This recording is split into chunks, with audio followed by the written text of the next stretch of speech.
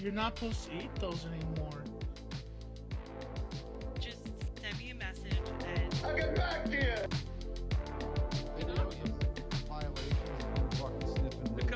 The compilation. What's it called? The compilations. You gotta go with the compilation. It's compilations, you fuck. Oh, I'm cleaning up my system there.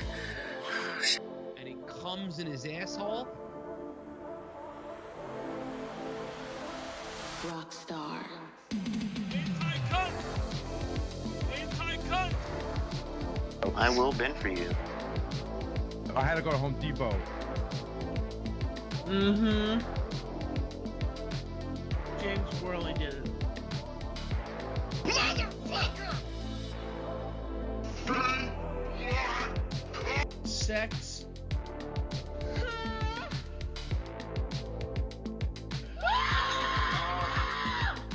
Who the fuck are you? House chalk. Look at this fucking black motherfucker! Oh yeah. Oh yeah. Oh yeah. Oh yeah. Oh yeah.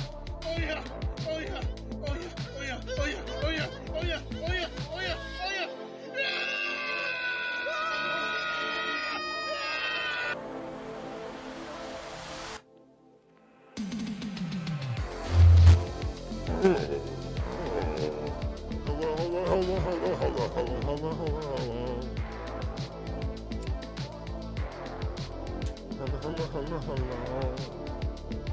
Yo, everybody! It's been a while.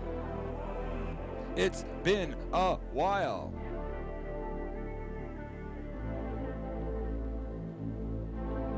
It's been a while. A couple of weeks. 2 weeks since I last been on.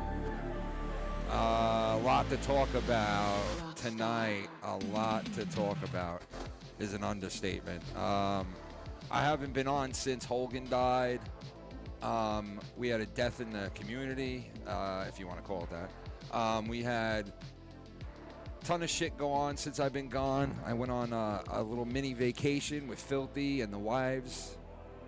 I want to tell you guys about that. That fucking trip was amazing. But what's up? Ken flying solo tonight for a little while, coming to you live from New York.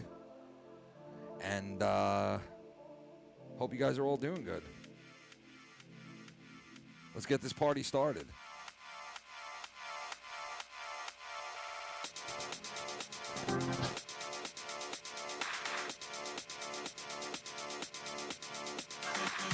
It's a Thursday night, 8:45 on a Thursday.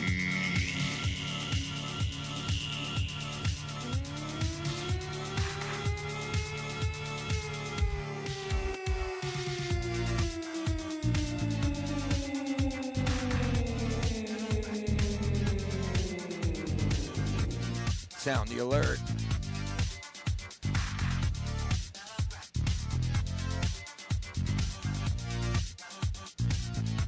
What's up, everybody? How you guys doing? I hope everybody's doing good.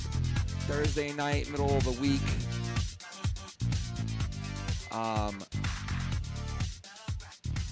Barack Obama just was arrested an hour ago. No, I'm just kidding. Is that wishful thinking?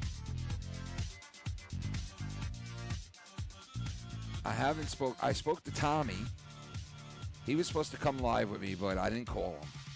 And I feel bad. Tommy, if you're out there and you hear this, I'm sorry, booby. I was running late, wanted to go live, but you could join me at any time, Tommy, NC 2010, if you'd like. And I'll open it up later if anybody wants to call in a little while. Footages of the Hulk Hogan funeral is out there.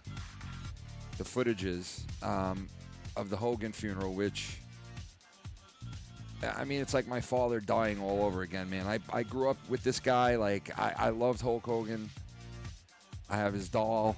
I had all his wrestling shit as a kid.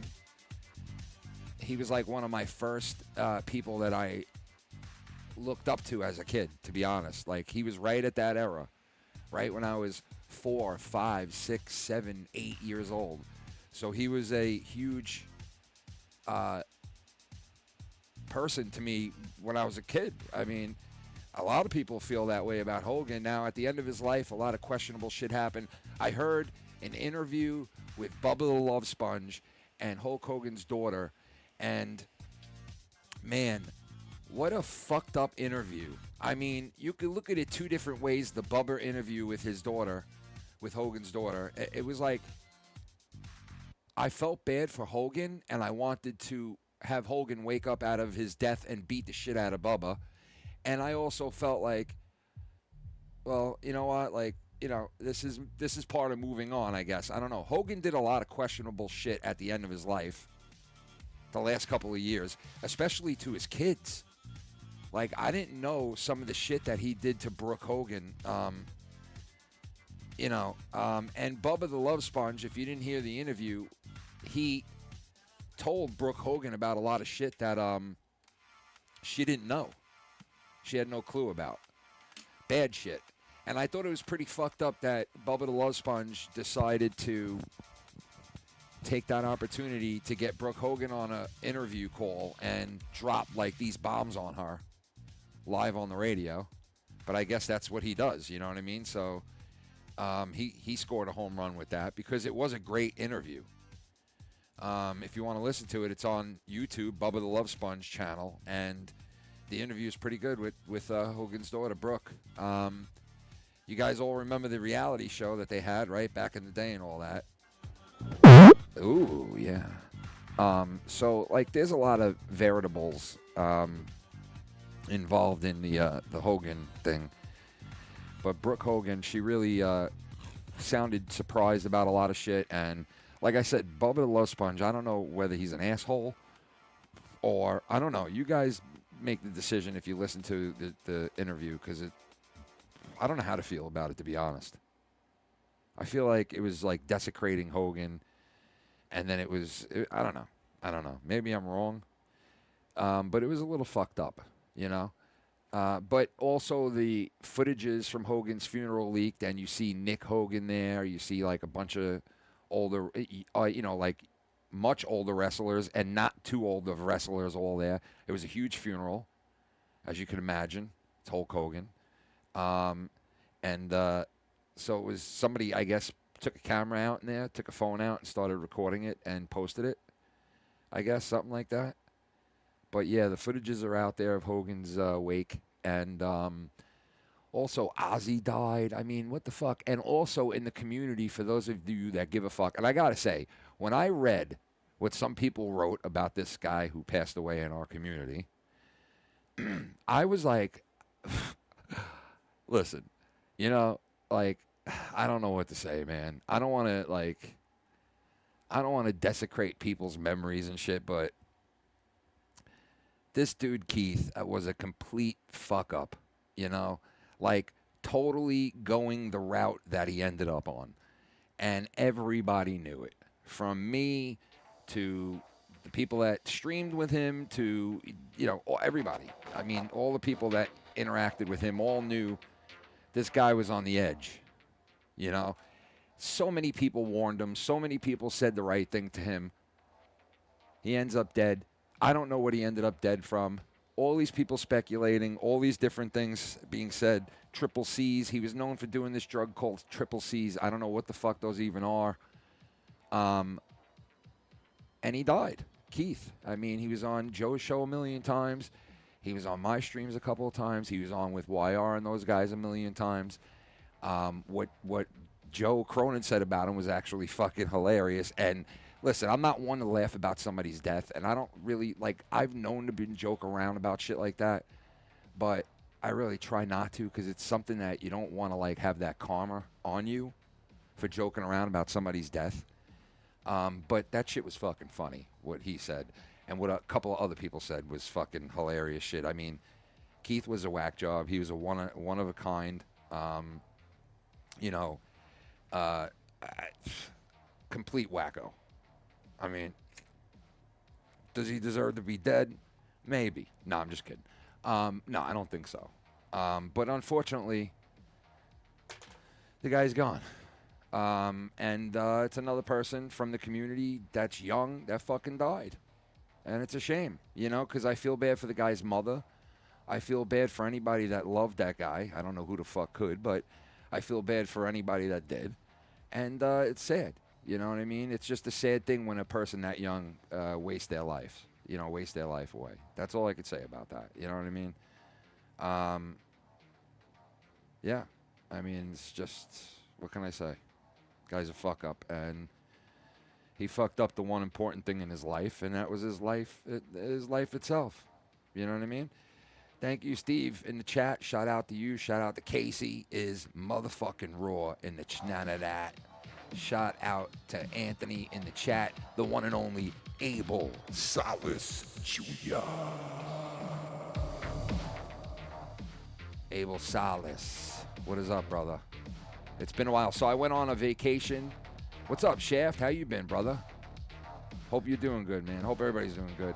So I went on a vacation. Well, you know, like my first real vacation, like in a long time.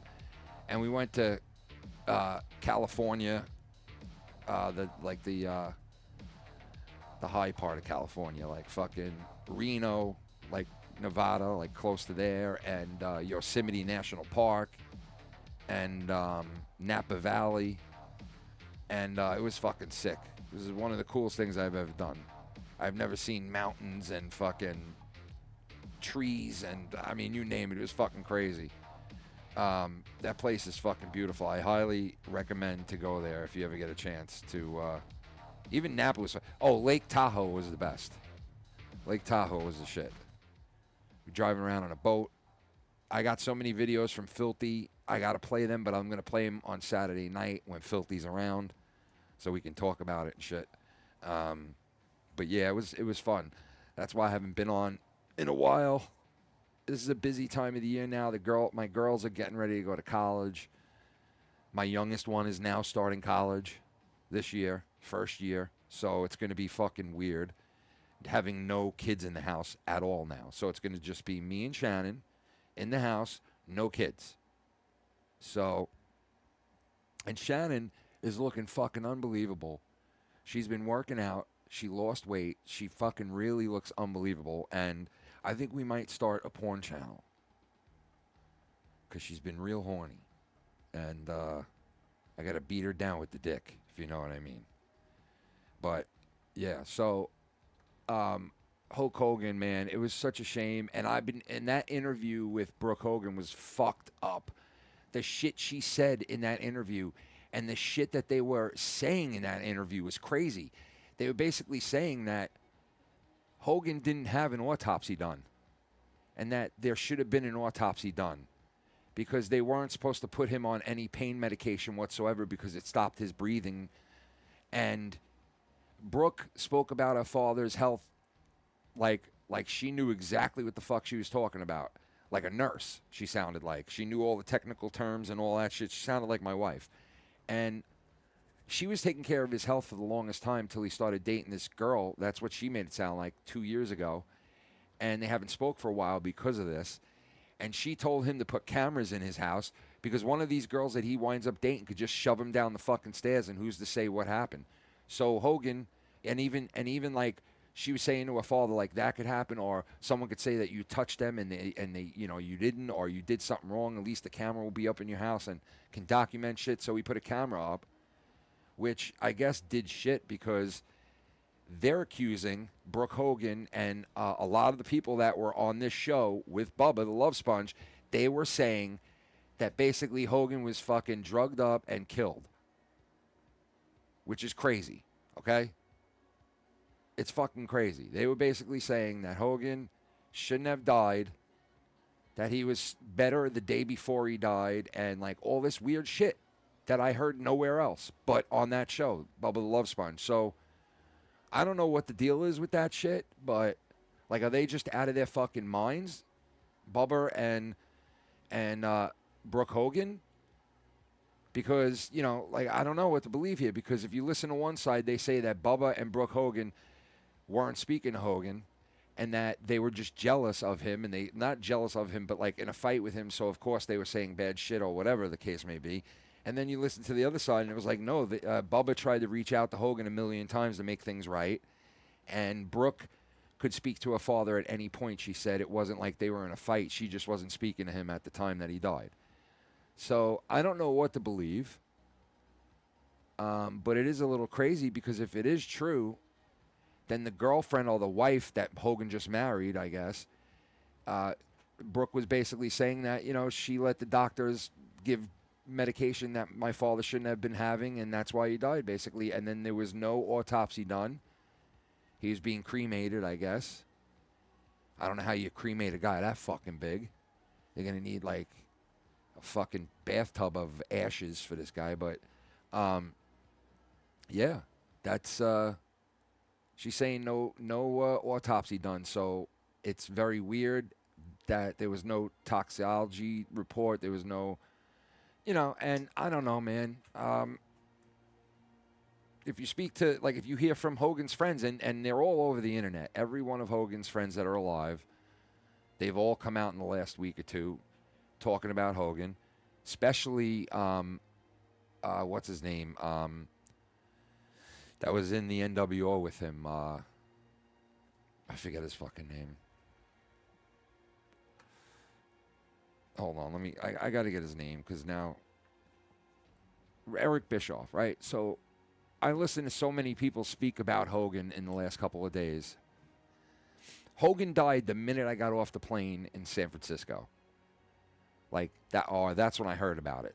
Was the minute I got off the plane in San Fran, I was like, fuck, you know?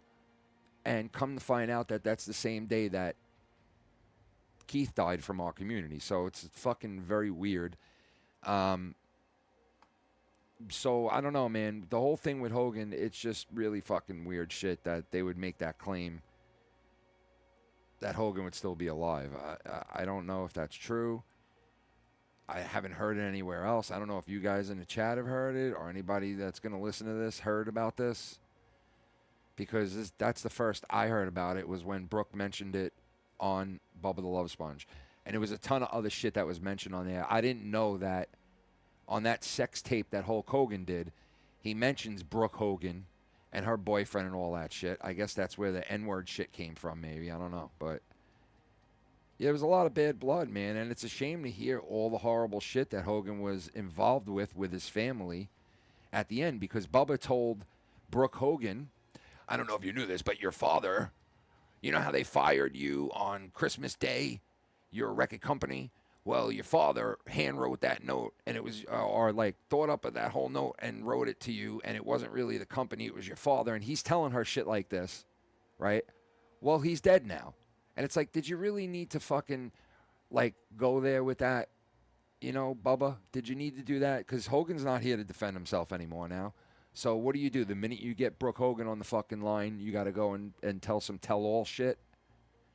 And Bubba the Love Sponge is bragging before he spoke about it, going, no one knew your father more than me. No one was closer to your father than me. I knew everything. I knew everything. I mean, I knew everything. I knew when your mom was blah, blah, blah. I knew when this. I knew when that. And I'm just like, Bubba, you sound like a fucking asshole. I don't know. He rubbed me the wrong way. I don't know. If you guys listen to the interview, maybe you'll feel a different way. But I just felt like, why are you, like, the interview was going good. He was talking about some shit with her. And then all of a sudden he went to the whole fucking, let me tell you a fucking something you don't know that's going to fuck you up. And he went there and he did it.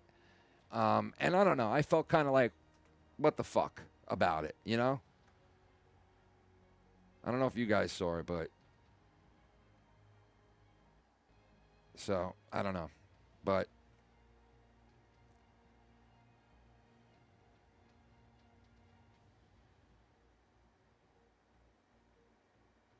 Wow, so Hulk said if he had the chance to do it all over again and have kids, he wouldn't. Well, I mean, listen, you know, Brooke Hogan only had a career because she was Hulk Hogan's daughter. Am I wrong? Right? And the thing that I get from Brooke Hogan is that she thought her talent got her to where she was. And it's like, no, it was your father's name. Let's be honest. Or maybe a little bit of your looks. I don't know, but. And she was kind of like, oh, you know, my father fucked around with my career and, you know, blah, blah, blah. So she was blaming him for her career going south. She was blaming him for, you know, talking shit about her, and which I think he did on that tape or whatever. But I don't know, there's a lot of bad blood, and I feel bad that his kids, you know, he kind of died like with this turmoil around him. And that's sad, because Hogan was like, you know, I hope that he would do the right thing and fix the things that were wrong in his life before he passed away. But unfortunately, that doesn't always happen in life. So, you know. But yeah, it was sad, and I don't really dig fucking Bubba the Love Sponge anymore now. Not that I did to begin with. I mean, I didn't mind him.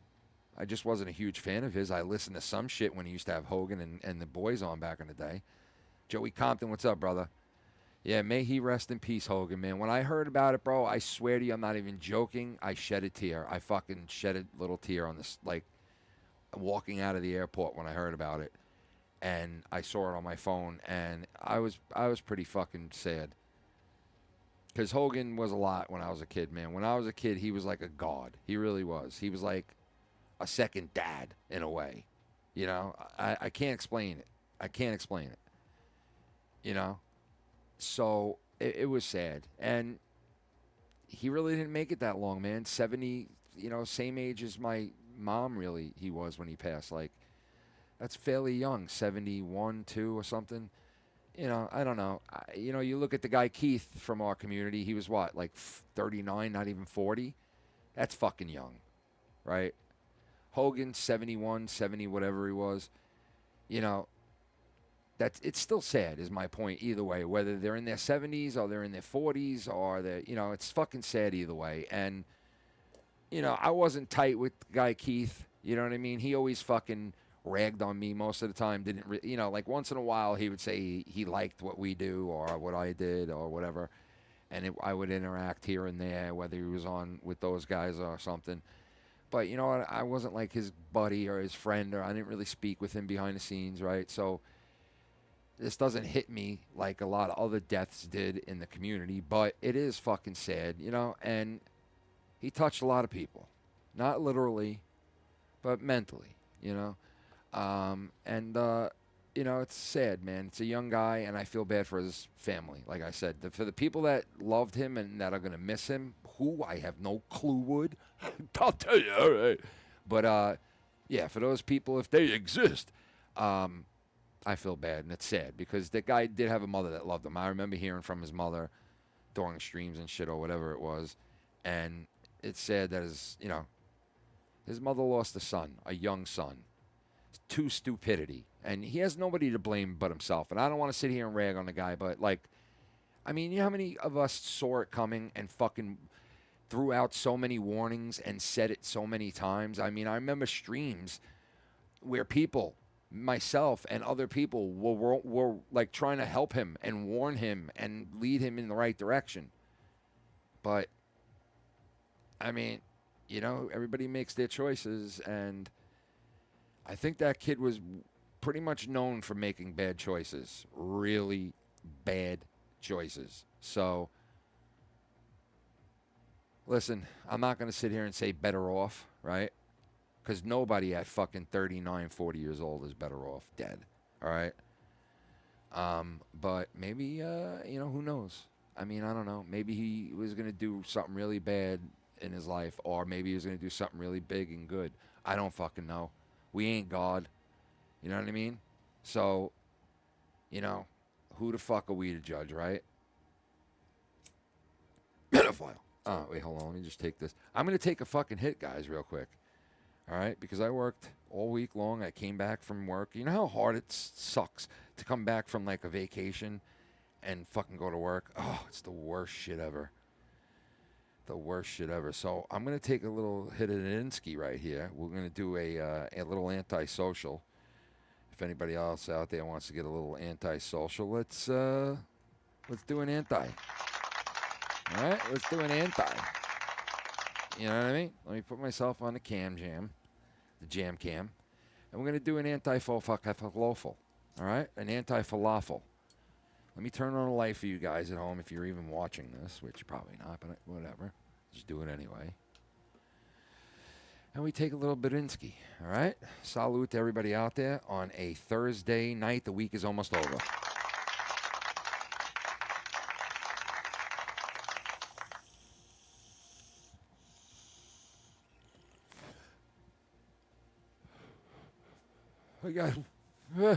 I got a new bong. A mini. Because the old one broke, guys. So I had to get a new one. Shout out to the mini. Shout out to the mini. Shout out to the mini. I didn't. Yes, I did. You want me to lick your asshole? You want me to lick your asshole? What? You're not supposed to eat those anymore. Nope, assholes are not good for you anymore, Tommy. That's true. Just heard that the other day. They're putting assholes off the list of foods. No more assholes, Tommy. So. You want me to lick your asshole? What? You're not supposed to eat those anymore. I didn't. You know what I mean? You know what I'm saying? Know where I've been? Know where I'm at? Know where I'm at? Know what I'm doing? Know what I'm saying? Know what I'm doing? Know what I'm saying? Know what I'm plan? Shimmy the flirt. Shimmy the flirt. Imagine what it's like tripping your balls off watching the sunrise at Yosemite National Park. It was like a rebirth. It was like a resurgence. A rebirth. Birthing these bitches. Oh, shit. What up, Nick? Nicky J, what's going down, baby? Nicky Jizzy. To the Jizzy Wizard with Dr. Earl. I want to call in. I have a lot to mention on Hogan and Baba and such. And things and such. Well, if you want to call in, do you have, what is it called? Teams. You got to get on the teams. You got to get on the winning team. What's that team? What that team? Come and get that team. What that team? I'll look for you, Dr. Earl, on the team. Are you on there? I don't know. You on that team? Get that team. Yeah, I don't want that team. Me don't want to go on that team. Let me see. Let me see if you're on there. Sprock the Spurl. The Earl girl. Earl up that girl. That's the Earl girl. Dr. Earl girl. Oh, yeah, there you are. The Doppler Earl girl. I see you, man. I'm calling you right now, Doppler. You want that motherfucking Doppler, son? Listen. We calling that Doppler, and that Doppler. There you are. Hey, you. What's going on, bro? I'm trying to get my camera to work for some reason. I don't know why it's doing that. Do you see me on camera? Not yet. I'm trying to, like, fix it. Oh, there we go. Now I got you. Let me see if I can get all right, there we my go. shit going now. All right, Hold on 1 second here. Hold on. All right, it's the first time I'm using Teams to be exact. Really? You yeah, never exactly. used it? A couple of times I tried to call you before, but wasn't able to get through. I'm not too sure if it was functioning those few past times. You know what? Sometimes it doesn't, like, if you don't have the person, like it was like a little like Skype, if you don't have the person on there, it doesn't let you call them or anything like that. It's fucking stupid. I don't know. I should be able to fix this camera in a second that you should be able to see what's going on here. Wait, yeah, let me see. Hold on. OBS. Yeah. OBS right there. camera. Good. Now you should be able to see the OBS I camera. see you. Yes, I see the image you have on the screen currently. Yeah. I'm going to put you on screen so everybody can see. So what have you been good, up to, good. Dr. Yes. Earl? What's going on, man? Well, we just, me and YR did our Music Maniac show not so long ago on his channel. It's going to be soon uploaded to my channel. I'm going to premiere it tomorrow night. So you guys are still While doing I'm at that work. stuff, huh? Yes, we are. We are Nice. talking about all the albums Ozzy Osbourne did with Black Sabbath. Yeah, that was another death that I was like bummed out about, man, you know? And then I saw That Ozzy's part- funeral was crazy, how they were walking him through the streets like that. And, you know, his body, like they put it on display for like all the hometown people. You know what I mean? Yeah. That was pretty cool. Yeah, because he was like a hometown hero. Basically, he him was. and the members of Black Sabbath helped gave birth to heavy metal. Yeah, dude. I mean, Birmingham, England, altogether is considered the birthplace of heavy people metal loved when you him. look at it. People loved him. Hey, you know where I was, Dr. Earl? You'll love this because of rock and roll. I was in the part of San Francisco where Jimi Hendrix and Janis Joplin and fucking all those people lived in the 60s when they came out with all that good music in the late 60s in San Francisco. Right by I Janis see Joplin's there. house. All right. Yeah, it was pretty cool. Wow, interesting. That yeah. was rock and roll central back in the day. Yeah, I know you were talking about Hulk Hogan as well. That caught me off guard. There was a couple of things I wanted to mention about that. You of course, you're aware that Bubba the Love Sponge and his wife have what they call an open relationship. And I guess what Hogan is he was... still with that woman?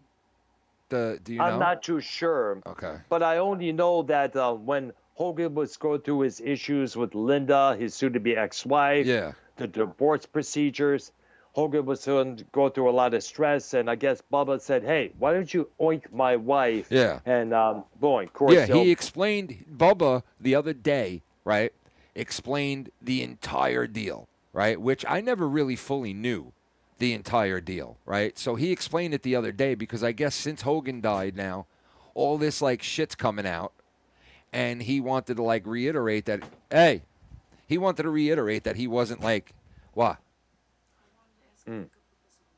Oh, shit. Can I do it in a little bit? All right. He wanted to reiterate, like, the fact that he wasn't guilty of what a lot of people were saying he did in this whole thing. Holla for that dollar. Oh, shit. Then McCormack tipped $1. At San Diego Comic Con, Sam Roberts did a metal panel the day Hulk died and people actually booed him. Wow, So Sam disrespectful. Roberts. It's on YouTube. Good. You know what? I don't know. I kind of hate Sam Roberts, but I don't know. Maybe I mean, he was cool at one point, but I'll check that out for sure. Thank you, man. So, you know, Bubba was like accused of doing all this weird shit, like leaking the video. He was accused of extorting Hogan at one point. He was accused of like all this crazy shit. People online destroyed him. You know what I mean? His career kind of went down the tubes with that whole Gawker shit that was involved with Hogan back in the day with the sex tape and all that. Yes. And the words he said in that tape as well regarding Brooks and boyfriend. Yeah. Which, by the way, if you understand, for those who are unaware, me and YR were talking about it a couple of times when we did our tribute to Hogan, that I think the reason why he used that word towards Brooks' boyfriend at the time is because he feared that this guy may have been what they call a male gold digger. Yeah. You know, because Hogan... usually we see him a lot of times, you know, wealthy daughter of some rich-ass celebrity gets involved with some dude, random dude just Dr. out of the Earl, blue. I'll tell you this right now. I don't like what Hogan did with that, right? But, Neither did I. None of us but I'll tell you what he did do that not many people know about after that.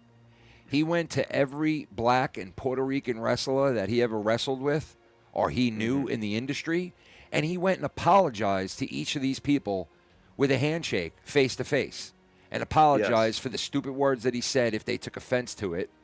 Even if they didn't want an apology, he still gave them one, and fucking went to each and every one of them face-to-face like a man. And a couple he did that backstage on Raw. And a couple of these guys have come out since Hogan died and before he died saying, like, yo, listen, I know I'm a black man. A couple of these guys, like, what's his name from 3D, the Dudley boys. Diva Dudley. He came and said shit like, yo, like Hogan came to me, didn't even need to do that, and fucking apologized to me like a man and said, I fucked up. I have no excuse.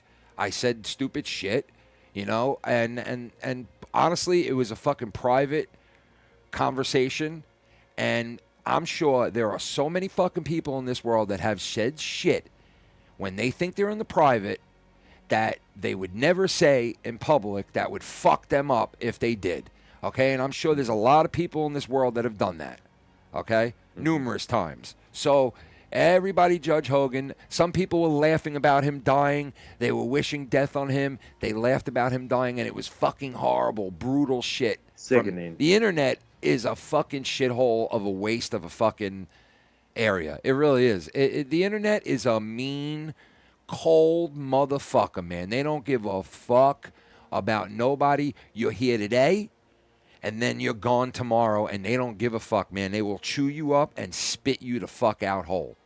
And that's like, what, that's one of the they did with reasons why Hogan. I'm very rarely on social media nowadays, because of the contamination that goes around on it. You know what I love? You know what I love, Dr. Earl?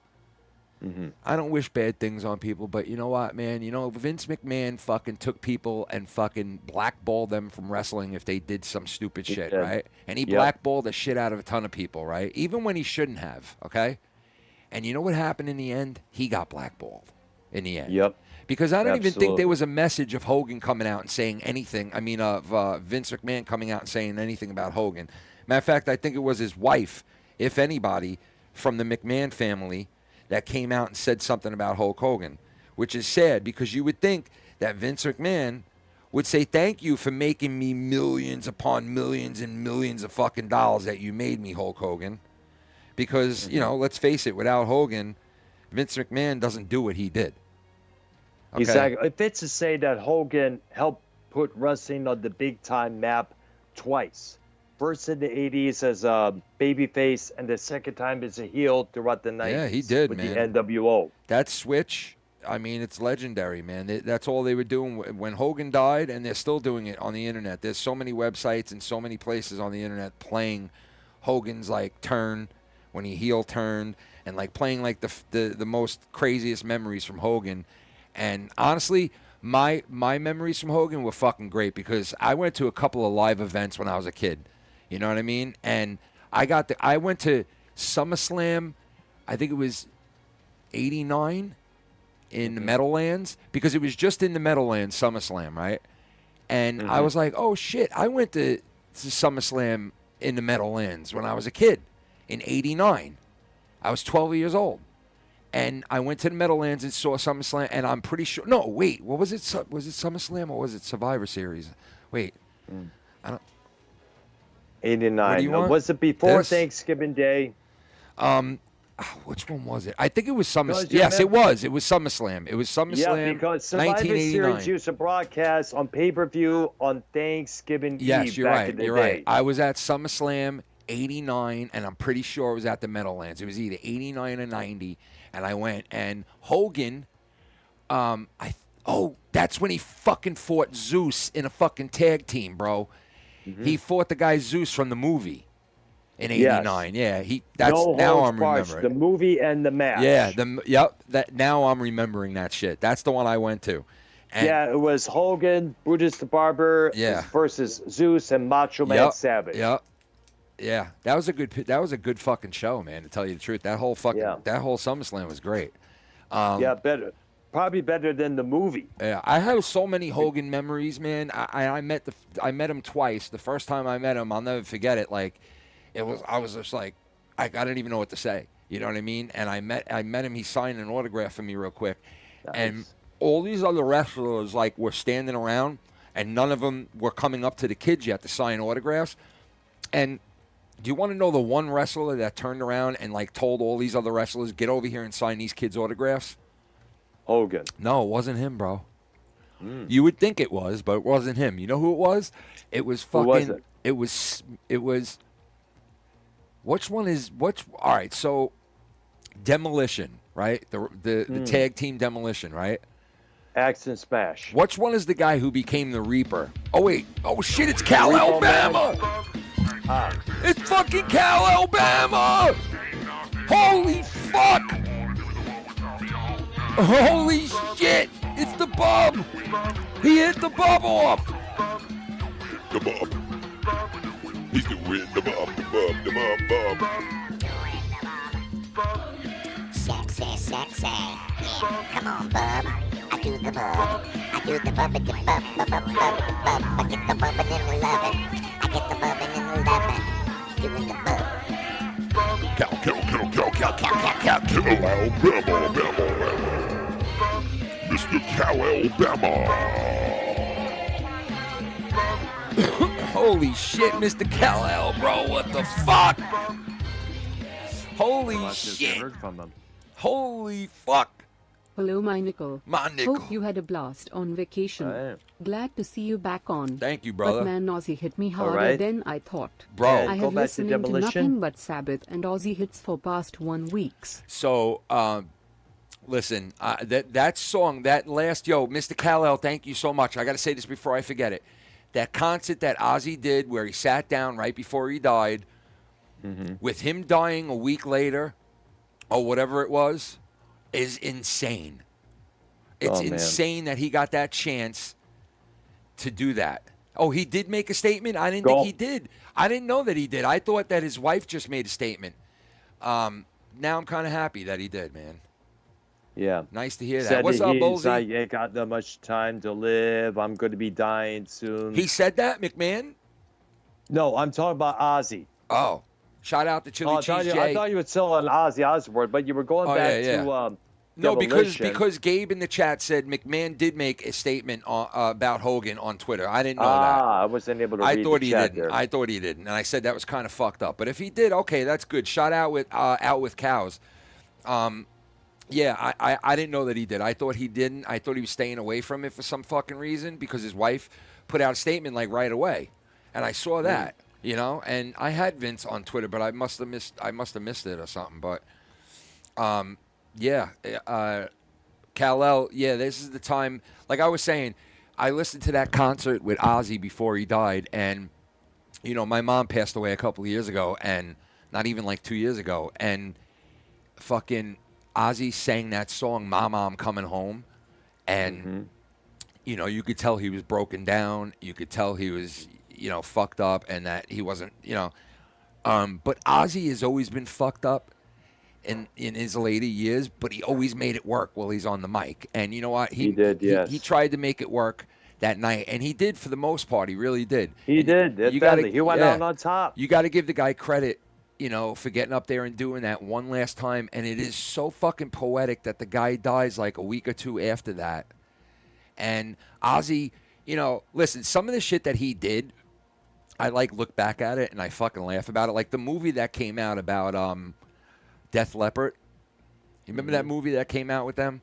Or about them? On VH1, yes, I remember that movie, yes.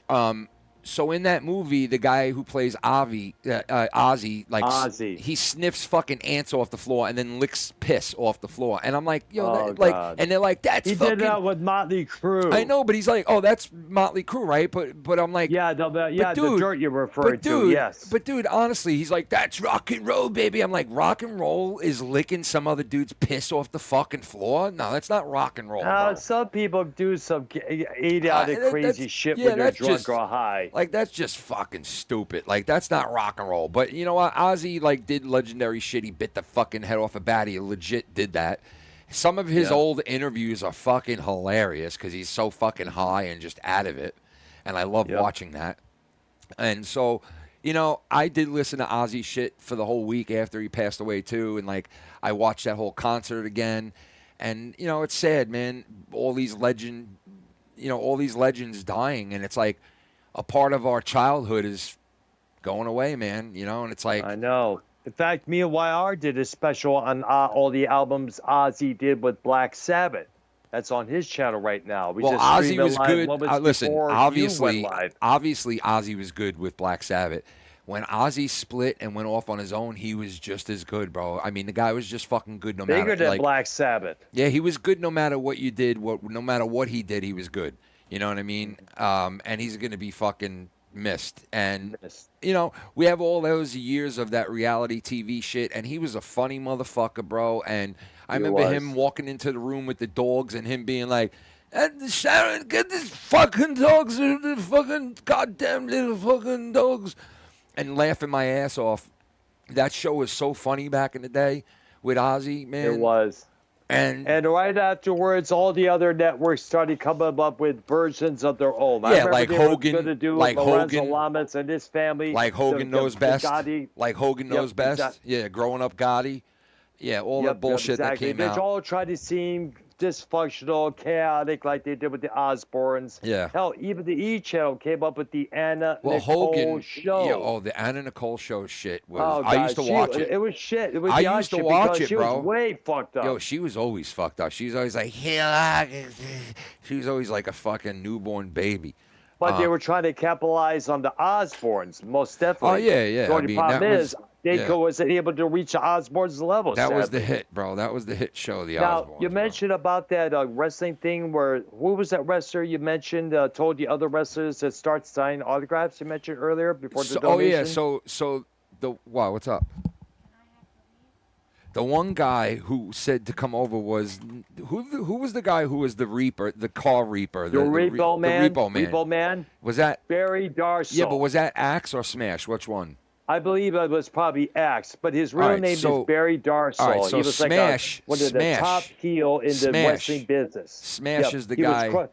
Smash is the guy I who think- told everybody to come over and sign my autographs. And Macho Man and Scary Sherry at the time. She was Scary Sherry. Sherry Martel. Yeah, they all came over and signed my autographs and signed all the other kids' autographs. And yeah, it was really cool, man. But Hogan was, listen, it was a sad thing, bro, to hear about it. And the way that he died from the operation that his daughter said he should have never had.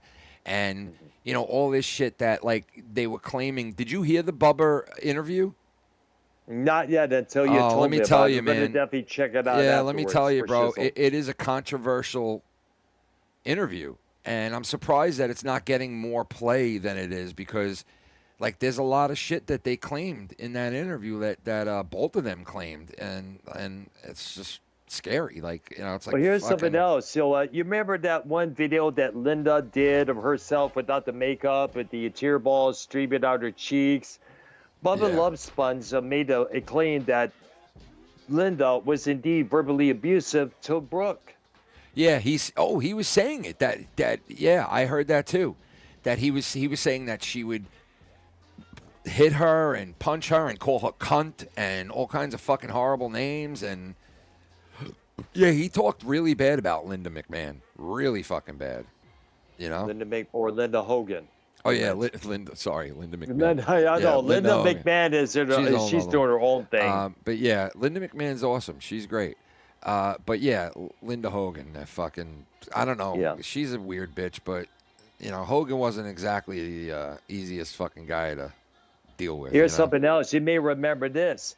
After Nick Hogan got into that car wreck, in which he permanently caused brain damage to the passenger of that vehicle. Yeah. Apparently, him and Hogan were in this talking room in a prison that Nick was serving time in for that crash. And they were talking smack about the victim. And that somehow got leaked on to a couple of publications. Yeah, I mean, I don't know if that's true or not, but listen, Hogan, he did a lot of questionable things, man. When you start fucking... Very questionable. When you get into shit with your own kids and you don't speak to your own kids and, like, you have that type of, relationship with them, even after they lived with you their entire life, because it wasn't like Hogan didn't live with them. Hogan was always with them. Like, he wasn't like he, was a father who, like, left town and married some other chick, and they were together for a while, him and Linda, right? So, yes, a lot of years. yeah, so they grew up with him, and it's a shame to see how it ended because, like Brooke said in the interview, she didn't speak to her father for 2 years when he died. Yeah, because I guess there was so many issues that built up between Brooke's boyfriends or resentment that Brooke said Yeah. about the boyfriend she had at that time, calling him that word. Yep. But at the same time, you got to look at from Hogan's perspective. I mentioned this to YR hours earlier. Hogan was kind of concerned that this guy that she was seeing. Yeah. Let me ask you this, okay? Because you just reminded me of something before I forget. Mm-hmm. How is the one and only YR after his streaming buddy passed away? Keith. Yeah. What's going on? Well, YR did. Well, he did post a couple of tributes on his channel there. I know he wanted me to post a tribute video to him, but unfortunately I wasn't able to because A, I was busy at my job at the time, and two, regarding what you don't really want to put a pedophile on your ex. No, I'm just kidding. Two black cocks. Well, so you didn't post anything, huh? No, I wasn't able to, but I was able to call on Dave's show and get my take on it. You have to go to Dave's channel to listen to what I have to say. But all in all, it's like, I thank Keith for the contributions he did to many of our music shows. So it was me, YR, Arcnoia, and of course Keith. But who would have thought Arcnoia outlived Keith? Oh, if he's still living. Right. Why? You haven't heard from him? I have. The last time I heard with him was about last year, more than last year to be exact. In fact, I tried emailing him a couple times. He kept telling me he's not ready yet. He's not ready to come back. And next thing you know, he stopped responding to my messages. Oh shit! I even made a couple of videos trying to find out how he's doing. If anybody knows how he's doing, let me know. Maybe he finally got sick and tired of all the bullshit, you know. All the. I don't know. He enjoyed doing shows with me, and I enjoyed doing shows with with him. I mean, when you guys were together, yeah. But you know all the other all bullshit four of us. involved. A lot of people said we had a lot of good chemistry, but however, Keith would interrupt, talked about Jamaican rap during a discussion on heavy metal. Oh and my classic God! rock. What? What? Where you going? Donuts. Donuts. All right, be careful. Donuts. Donuts. Who is that? Wait, hold on. Oh shit! Hold on, I got a million things going on at once here. Hold on. Fuck! I gotta call Mello. Hold on, Mr. Cal, Alabama. Hold on, I'm in chiming the best shape of my life. Oh, come on, you two. We know Hogan didn't like his hot daughter taking Black Slim Jim meat sticks. Ha ha ha. He was mad he didn't hit it. He did. Just kidding, tears A of lot joy. of parents run the 70s and 80s Dude. were the exact same way. He didn't like it, man. Like, you know, obviously, and I think a lot of it was like he thought like the guy, what Dr. Earl said, he thought the guy was like a gold digger, fucking like just trying to bang his daughter out, and he fucking said stupid Live off shit. her income. I don't agree with what he said at all. I don't like what he said. I think he made it right though, because he turned around and like apologized to the people that mattered in his life that he felt, you know, that he owed an apology to for that, you know, and I think he made things right, but I know there's a lot of people that don't feel like he did, and you know, well, let me ask this one question. This is directly towards the people who booed his ass off on that Raw Netflix debut that one Monday night. What are they thinking now after doing that to the guy? Who knows, man? Because remember, this took place in California, which is considered one of the hugest liberal states in the U.S. And let's not forget, months before that, Hogan came out in support of Trump. You think it was just because of the N-word that he used, along with that included? I mean, dude. Because I think it is. I don't know, man. All I know, well, yeah, I guess a lot of people fucking stopped fucking with him after that, you know?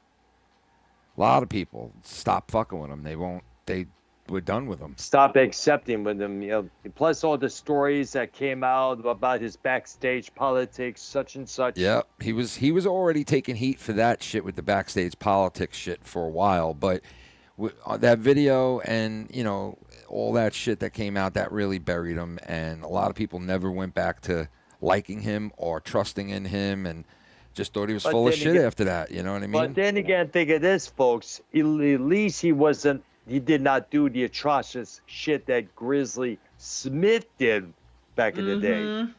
Yeah, well, ladies and gentlemen, Grizzly shit, speaking about that, Mellow Yellow in the fucking house. Look at that. Here he is. Can you believe it's Ken, Mello, and Dr. Earl? What's up, buddies? Dr. Earl. It's been pretty good, man. Smack It's been a while since I've been on Ken's program, let alone, in fact, as I mentioned, this is the first time that I'm using Microsoft Teams, to be exact. Yeah. How do you like it? I just downloaded it on my phone. How do you like it, I downloaded Doctor? mine long time ago, before Skype went away. Doctor, how do you like it using it so far? What do you think? It's pretty good. It seems pretty good there. Now, hopefully you'll be able to get in contact with other people like Tommy. I still want to do a show with him sometime soon, or Yeah, maybe Tommy, couple others. he's around. He's on here. He uses this, Tommy. All right, there. So Yeah. definitely got to. Tommy if the he's salami. Tell you what, Tommy, if you're somewhere listening, call in, buds. Good to hear from you.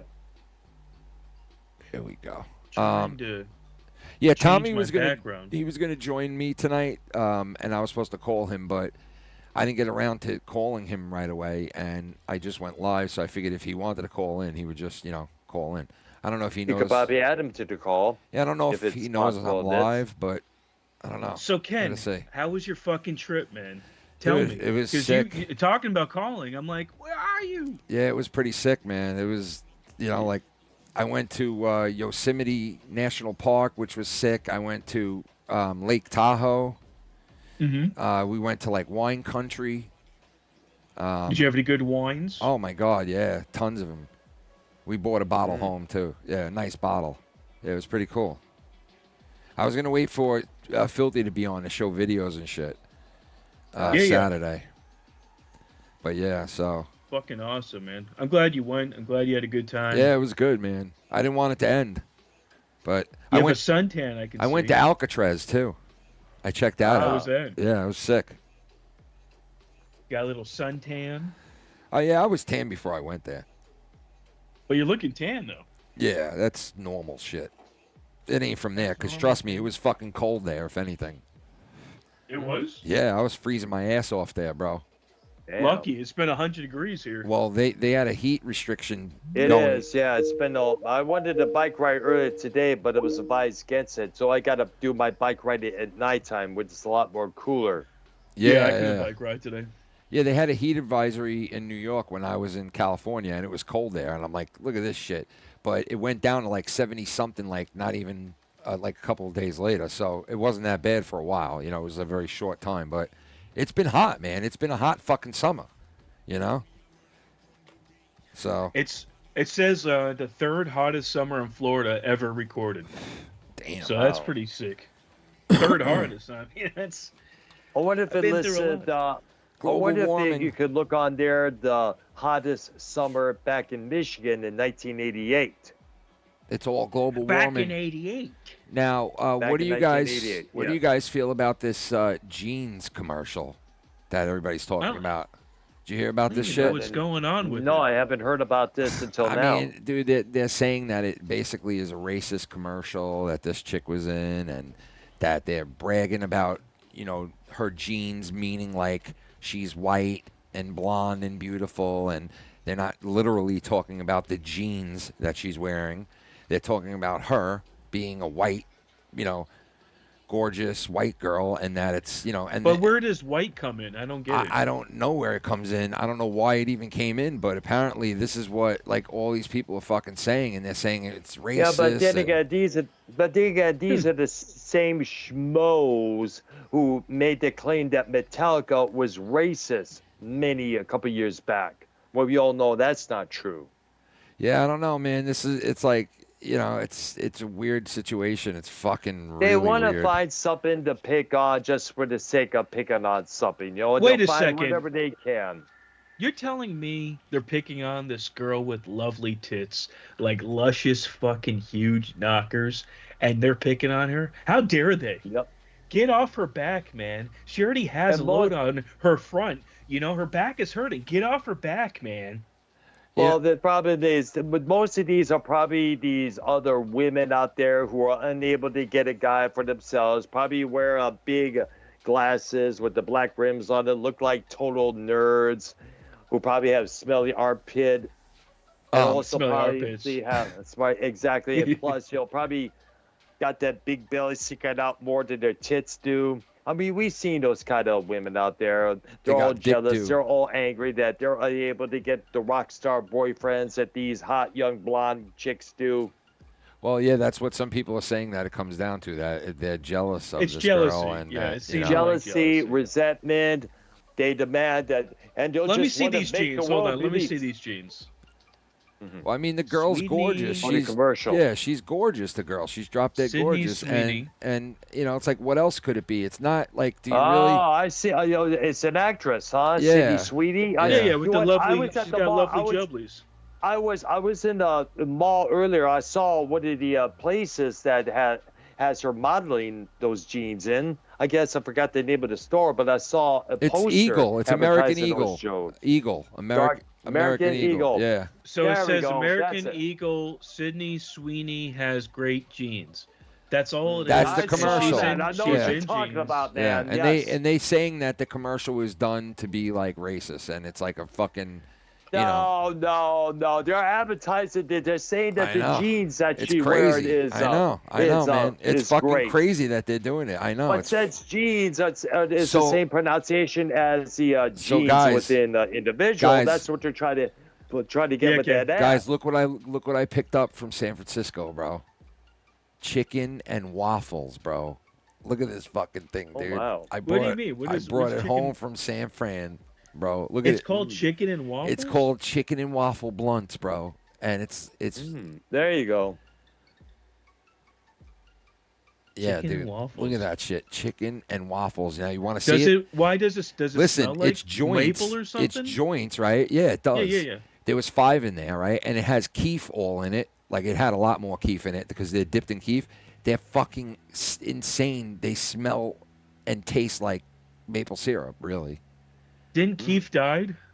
Yeah, Keith He died. did. Yeah, Last he did. weekend. So yeah, so back to that. So yeah, YR must be. I'm just finding out. When was the 'cause last Ken told time me. YR spoke? When was the last time any one of you guys spoke to that guy? Like, was it a while ago? Or like, It was a long time ago. Keith departed from our music show, to live his life. Apparently he had a girlfriend, according to YR and a couple other people. But I'm thinking maybe, and I'm sure everyone would agree with me on this, I'm thinking probably Keith got back on those triple C's. Well, yeah, and, that's what I mentioned OD'd. before because I that's the first thing that I thought of. Like, how else is this guy gonna die? Like, we would have heard it was. Hell, we were talking about earlier on our show. YR called me in some one evening and told me, hey, take a look at Keith right now. And Keith was like way zoned out. Oh, I was trying to talk to Keith, and Keith was like, I think that the Earl should leave. I'm like, really, bro? When was this? Well, he likes triple C's, but I like This double was, B's. I think this was back in 2021 or 2022. Rondell's 2 years, I guess. Oh, okay. What's it? But Keith has been. What it's But in it? Keith has. What it's in it? I just have conflicting feelings with this guy. I Yeah. don't want anybody to die, but I know he has a checkered past. He hasn't really made a contribution to society and really gave back to things. He can apologize all he wants, but he didn't really change his life. In fact, we don't know what he did behind the scenes. So I'm just sad he died, but I don't know. Like I said, I was sad. Fuck him too. I'm sad for his. I'm sad for his mom and anyone else that loved him.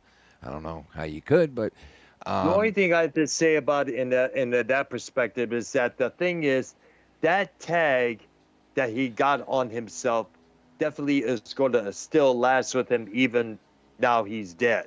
Because when you get with that tag on you, it's going to be 20 times hard shaking it off. You know what that song is? Shake it off, shake yeah, it off. hey, dude. He should have just like, done that. listen, he did you some. know? He did some stupid shit that, basically, like, all right. So if he did some stupid shit and he was like a normal dude and he made a mistake back in the day, then but Keith was not just a normal dude. There's no way. In fact, There was nothing normal about him. No, he was not a in fact, normal dude. If it's to say that the mental condition he has, I'm sure it was a different form of autism or Asperger's or whatever it was he had. If he didn't have any of those, Smashburger. he would have been in prison. He had Smashburger. But instead, Who the fuck but are because of what he had, he would have had his ass. He would have had his ass destroyed in regular prison. Oh my God, he would have been. Oh, he would his have had a hole would have pounding, been. man. His hole would have been. So it's fucked. a good thing that he did end up in the youth group home like he did. Yeah, and he was like in that group home till like 2030. I remember him going 2038. I'm gonna be here till 2035. Sex. And I was like, so he was in a group home Yeah. for a long time? He That was, his yes. sentencing? In fact, whenever he went out, he had to go out with a supervisor with him at all times. Yeah, I mean, That guy is unpredictable, like Ken's saying. Nothing's normal about him. No, and he was has not a a checkered normal guy. past, And anybody I mean, in a bathroom or anybody could be in danger with that guy. If you want to sit here and roll the dice whether that guy would have went on to do good things or bad things in his life, I mean, odds are he probably would have went on to do something really fucking terrible or stupid. It would have been very a really least, small dice at the for very good, right? least, stupid, right? Yeah. So maybe the world's better off. Who knows? I don't know. You know what I That's mean? what I'm All I saying, could you say is this one goes out to Keith. Here we go. Keith, since you've been gone. No, I can't do this. All right, let me stop. I gotta stop. Yeah, we can't go in the grave. No, that's Not yet. But yeah, so it's sad, but you know, When did he die? Do you know what day? I think it was I'm not too July sure. It may have 25th. been on It was Friday. It was July 25th. Hmm. Yeah, July 25th. I'm pretty sure. So a couple weeks now. Yeah, so I mean, it's sad, bro. You know, for his family. I'm in the best shape of my life. You know. If he only was in the best shape of his life, I think don't he was this in the would have best shape happened. of his life. Mentally. He was in the best shape of his life, I think. You know. Got to be the best shape up here too. He's in the worst shape. Yeah, well. And in your Mostly pants. that. You motherfucking accuser! Hey, Dr. Earl, can you do me a favor? Can you finger your ass? For We us? have No. we have a segment on the show called "Can You Show Us?" Now, I got a couple people to show us their freezer, their bedroom. Can you show us When you play your your little your closet? What? I see what you're getting at. Yeah, my closet is the closet doors are open.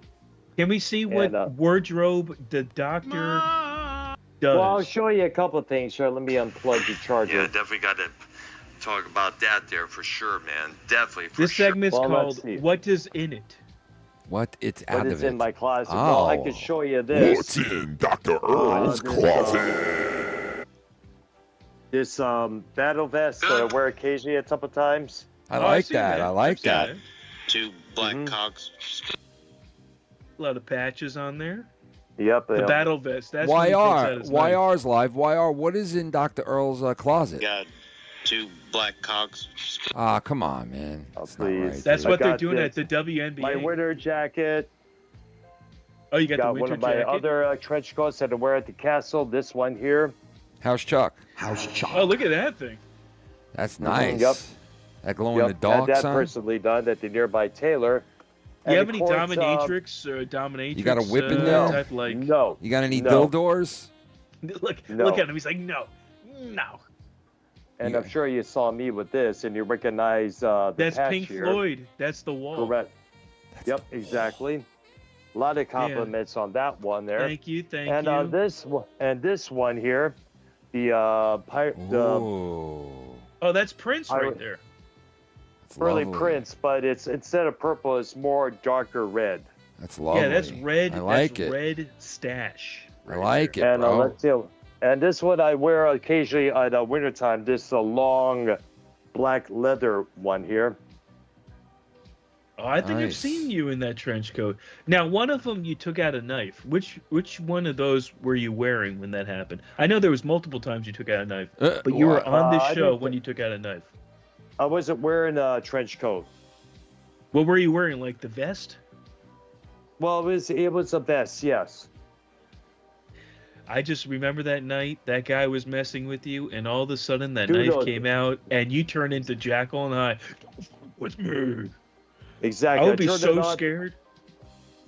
Yeah, those motherfuckers, they presumed that I was some sort of a pedo motherfucker. You look like a pedo. You look like this. You were like, come and Threatening- test this, You look like motherfucker. Keith. You were like, come and get a fucking piece of this, motherfucker. The moment, and what chicken shits they turned Chicken out to be, shits. because the moment I showed that pocket knife, boom, they ran like pussies. Fucking pussies. They That's weren't not scared a of the knife. knife. They were That's not scared a of knife. getting, like, That's not a knife. This is a That's a knife. knife. That's Do it, not a Ken. knife. This is a fucking knife. That's not a knife. This is a fucking beautiful knife right here. Right here, you got a fucking real knife right here. You That's nice, motherfucker. man. That's nice. All right, nice. I like that one. That's cool. This is the sickle. What's- You know what I like to call this one? This is the sickle. What's that? The sickle cellanina. I knew it was a sickle Ah. cell. This is the sickle cell. It's the sickle cell, The man. sickle He'll chop cell. your sickle cell I with dance that. like fucking Britney Spears with the sickle cell. With the sickle cell. The sickle cell. It's the sickle cell. Oh, I gotta show you this. Come and get your sickle cell. Oh, he's gonna bring out the dildo, ladies and gentlemen. There's something. Yo, can I tell you the coolest thing in the world, bro, after he shows you this? Look at this thing. This is his triple dildo. Listen to coming this shit, bro.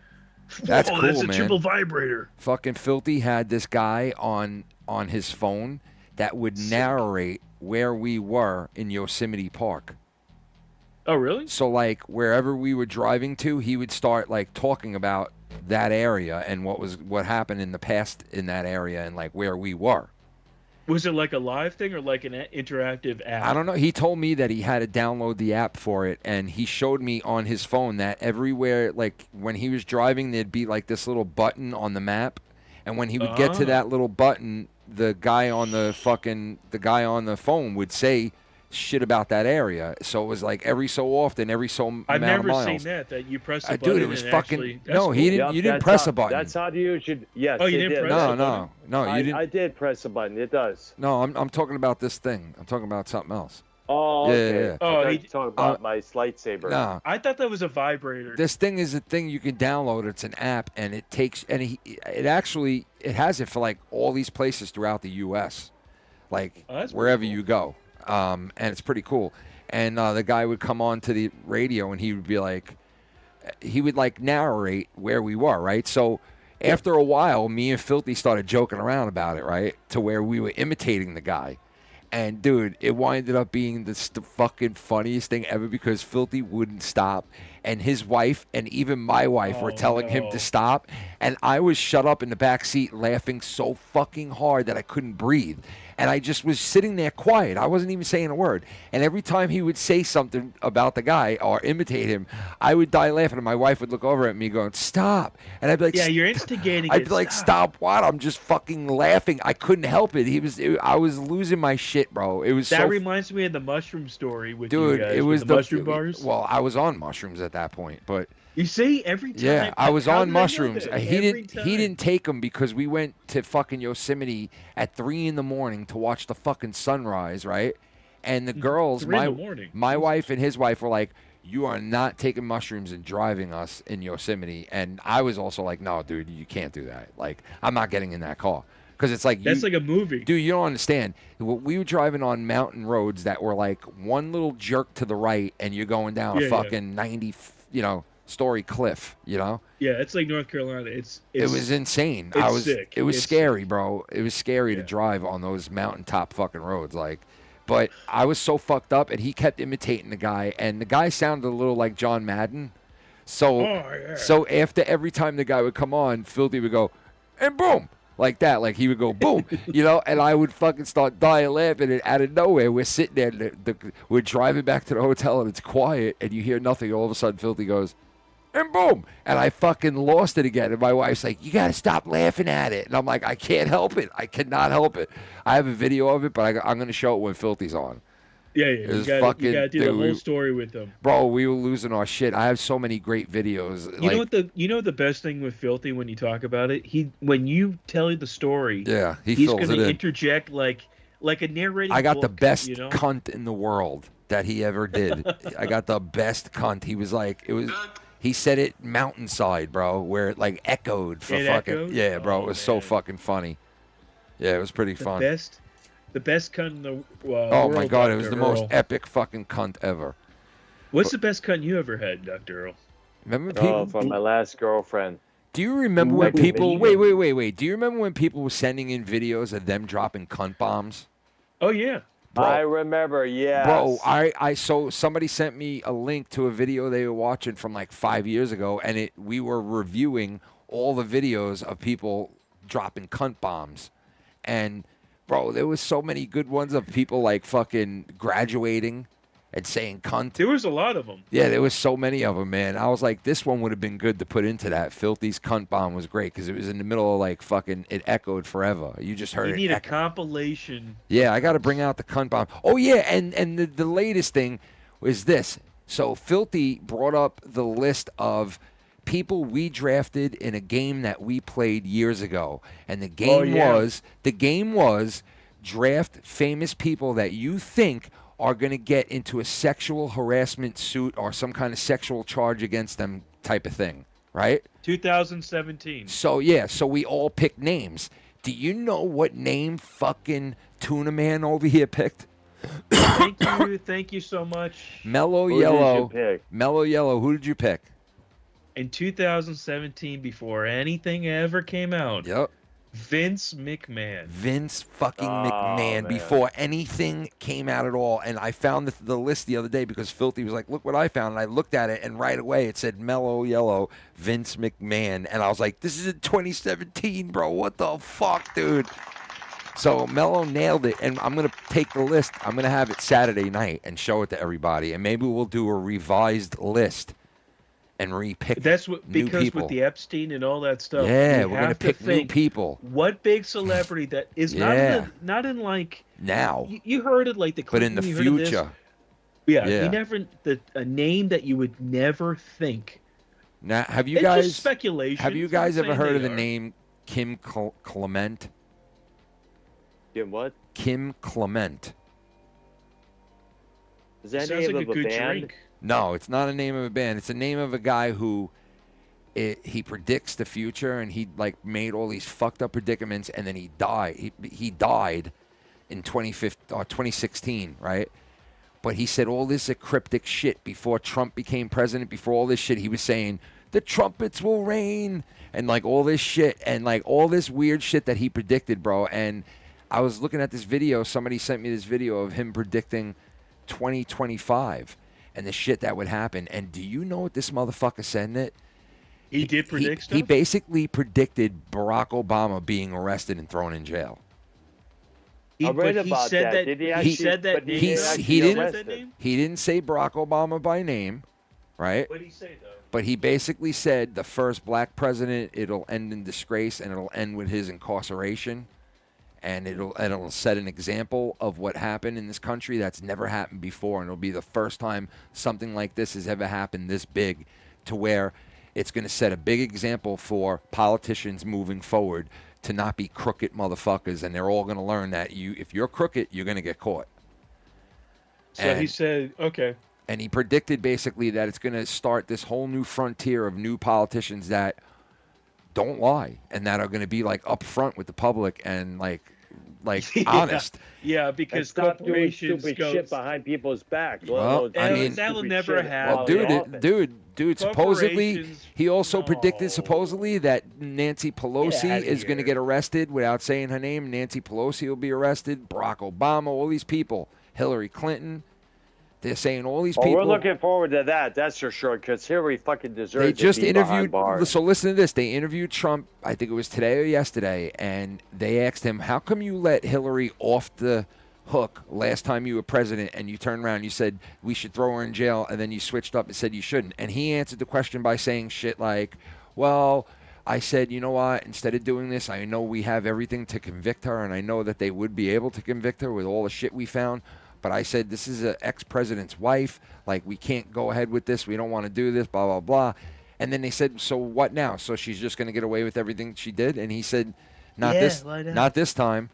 That Why not? They're moving forward on her and Barack and all these other people that supposedly they got all this mounds of evidence against them.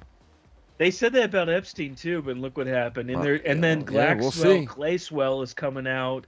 It's like, Do you know come that they on. just moved? Nothing is real anymore. Do you know that they just moved her to another jail that's considered considered Club Fed. It's called. Yeah, it's like a hotel. It's called Club Fed. Yeah, I heard about that. How yeah, is listen that to this. system rigged? So listen to this. You're never locked up. You're never like thrown in a cell. You're always free and out walking around the area as you want. You're always free to There's go where no you want. fences either. There's fences, but there's no lockdown. There's no handcuffs. There's I no thought like. there was like a hedge or something. So this is where she was just recently transferred to. Okay. Wow. So you put two and two together, and you come up with why she got fucking transferred there. Because she's singing about the names they want her to sing about, and closing up her mouth with the names they don't want her to sing about. So if she plays their games, she gets to go whoo, whoo, whoo, whoo, like Ken's doing, right? I'm free as a bird, and Mellow. the truth never comes out because the cover up continues. I The have an whole iPhone, truth. Mellow. Yeah. I have an iPhone, Mellow. Look. I have an iPhone. I'm going away. Free as a bird. You she got a wants new to iPhone? remain. Yep. I finally made the switch to iPhone. Nice. Yep. Brand new phone, brother. Finally did it. Finally did it. Let's see that thing. Does that make sounds? My kids told me. Yes, it does. You mean Daddy, this? oh, hey, Yeah. look. You want to see the veggies so far? Look, this is a little bit of the veggies so far that we're getting. Squash. Tomatoes. Doctor, which we got, vegetable would you put up your asshole first? We got squash and we got cucumber. And we got, look at those peppers, bro. You see those red peppers? They look delicious, actually. Yeah, bro. Red peppers. Are we those got, cherry tomatoes, too? Yep. Cherry tomatoes are coming in. Is that basil, or? Well, yeah, that's not basil, but we have basil. Yeah, we got a ton of shit coming in now. It's going to be sick. Our produce is so expensive now. That's probably like $50. Dude, you got to see the bell peppers I took out of there today. Make the sound, Doctor.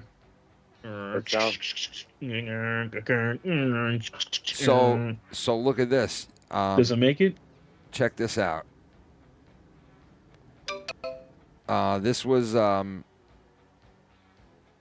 here's the list. Look, Mellow Yellow's on it. Look, there's everybody else is on there too. That pick people. Well, this ain't the whole list, but look, where is Mellow? Wait, where is Mellow? Hold on. Right there, on the bottom. Keep going down. Keep going down. Right there. Mellow Yellow, Vince McMahon. You see it? He picked him, bro. He fucking had Alec Baldwin, bro. That's fucking crazy, dude. Look, there's Dr. Earl. Mel Gibson. Mel Gibson you had, bro. That's Still Schleppy had someone on it. What did Abel say? Abel, who did he have? Abel Salas Jr. Let me see. Abel We'll Salas go Jr. through had this on George Saturday. Clooney. He had the Cloon Man. Can you imagine that's on a list somewhere? He had the George Baglooney. Wow. Yeah. Rosie O'Donnell. Reality. Is that show- Steve shit. Buscemi? Steve Buscemi. Shit Buscemi. Yo, he's in the new. Taylor Swift. Steve Buscemi's in the new. And did I see Taylor Swift's name in there as well? I think That would be so. pretty funny. Yo, Steve Buscemi's in the new Happy Gilmore. Of course, because The new it's- Happy Gilmore was pretty damn good. You know what? I liked parts of it, but parts of I it mean, I for was what like, it is. You see what wrestlers in that? Yeah. That's that guy from Long Island. I liked how they slammed his. From AEW. And Eminem was in it. Eminem was in it. There was a ton of people. The Naked Gun. The Naked Gun really sucked. It Now, was like a 3 out of 10, a 4 out of 10. Did you guys hear? Fucking sucked. Hunter Biden talking shit 2 weeks ago. All the shit that he was saying in the interviews. What did he say? Oh my God, he was saying crazy shit, man. He fucking. Well, now that his dad's not the president, his mouth can. Dude, just he was start, like, George you know. Clooney should be ashamed of himself. Who the hell is he to go and put out? Dude, he said it straight up. Like, he was like, who the Why hell is George he? Clooney? Is he even an actor? Like, who the hell is he? And then he was saying shit about like, He's a fucking all these other cokehead. people that were like doubting his father, and he was like, you know, and then he was We talking. didn't doubt your father. We just knew straight up he was a bitch. He was a bitch. He just said something He was recently. a bitch as a president. Period. He just said, Trump is changing everything I did, all the good stuff my administration did. And the people are like, dude, what do you expect the next president to do? They all change things. Of course, like, what of the course. fuck? Exactly. Stupid. Did you expect things to be run the exact way your so-called daddy did it I back know, then? it's so fucking Which dumb, wasn't bro. that good. Dumb fucking people, bro. I don't get it. Of course, but again, what do you expect from a guy who's coked out of his I mind gotta tell you, 24/7? Dr. Earl, I was in a liberal fucking state, bro. I was in fucking San Fran, and you can tell there were a lot of those like purple hair, blue haired chicks walking around. Like, Oh, of course. fucking, Let me guess. Probably be guess. Armpit hair. yeah, bro. They were there. Piercing through the They were there, septum, bro. Let me guess. They were there, dude. I was like, oh shit, look Exactly. at this. Did you Let see a me lot guess of drug addicts? Dude, bro, we went into one area that had so many fucking just like people like you know those people that lean over like this. Look, they fentanyl. they That's lean the over like fentanyl this. lean. Look, they just lean over like this. Look. Ken, that's called the fentanyl lean. You know that? Oh yeah, they doing some kind of lean, man. No, it's called the fentanyl lean. When you have fentanyl, you start leaning like that. It's They like a doing the known fent? condition. Because you're high as fuck. They doing the Yeah, fent. they do this lean. They just stand there for hours and they're leaning on fentanyl. Lean on it. Gonna lean on it.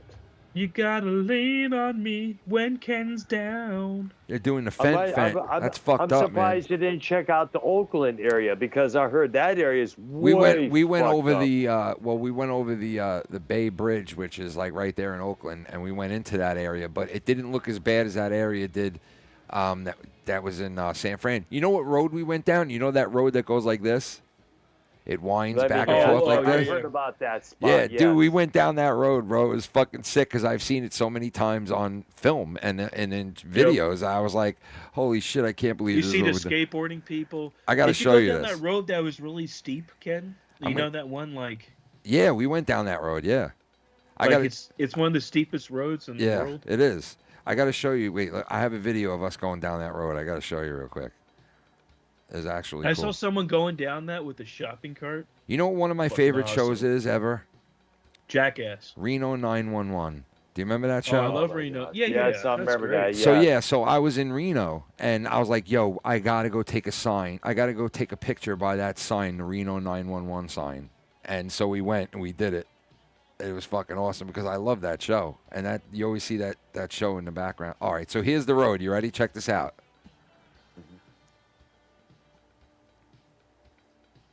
Oh, I know that. Yep, I know. Yeah, look at that, road. man. Yeah, I That was kinda on know that shit. That was on about. Jackass too. Jackass used that road a million times. Did they?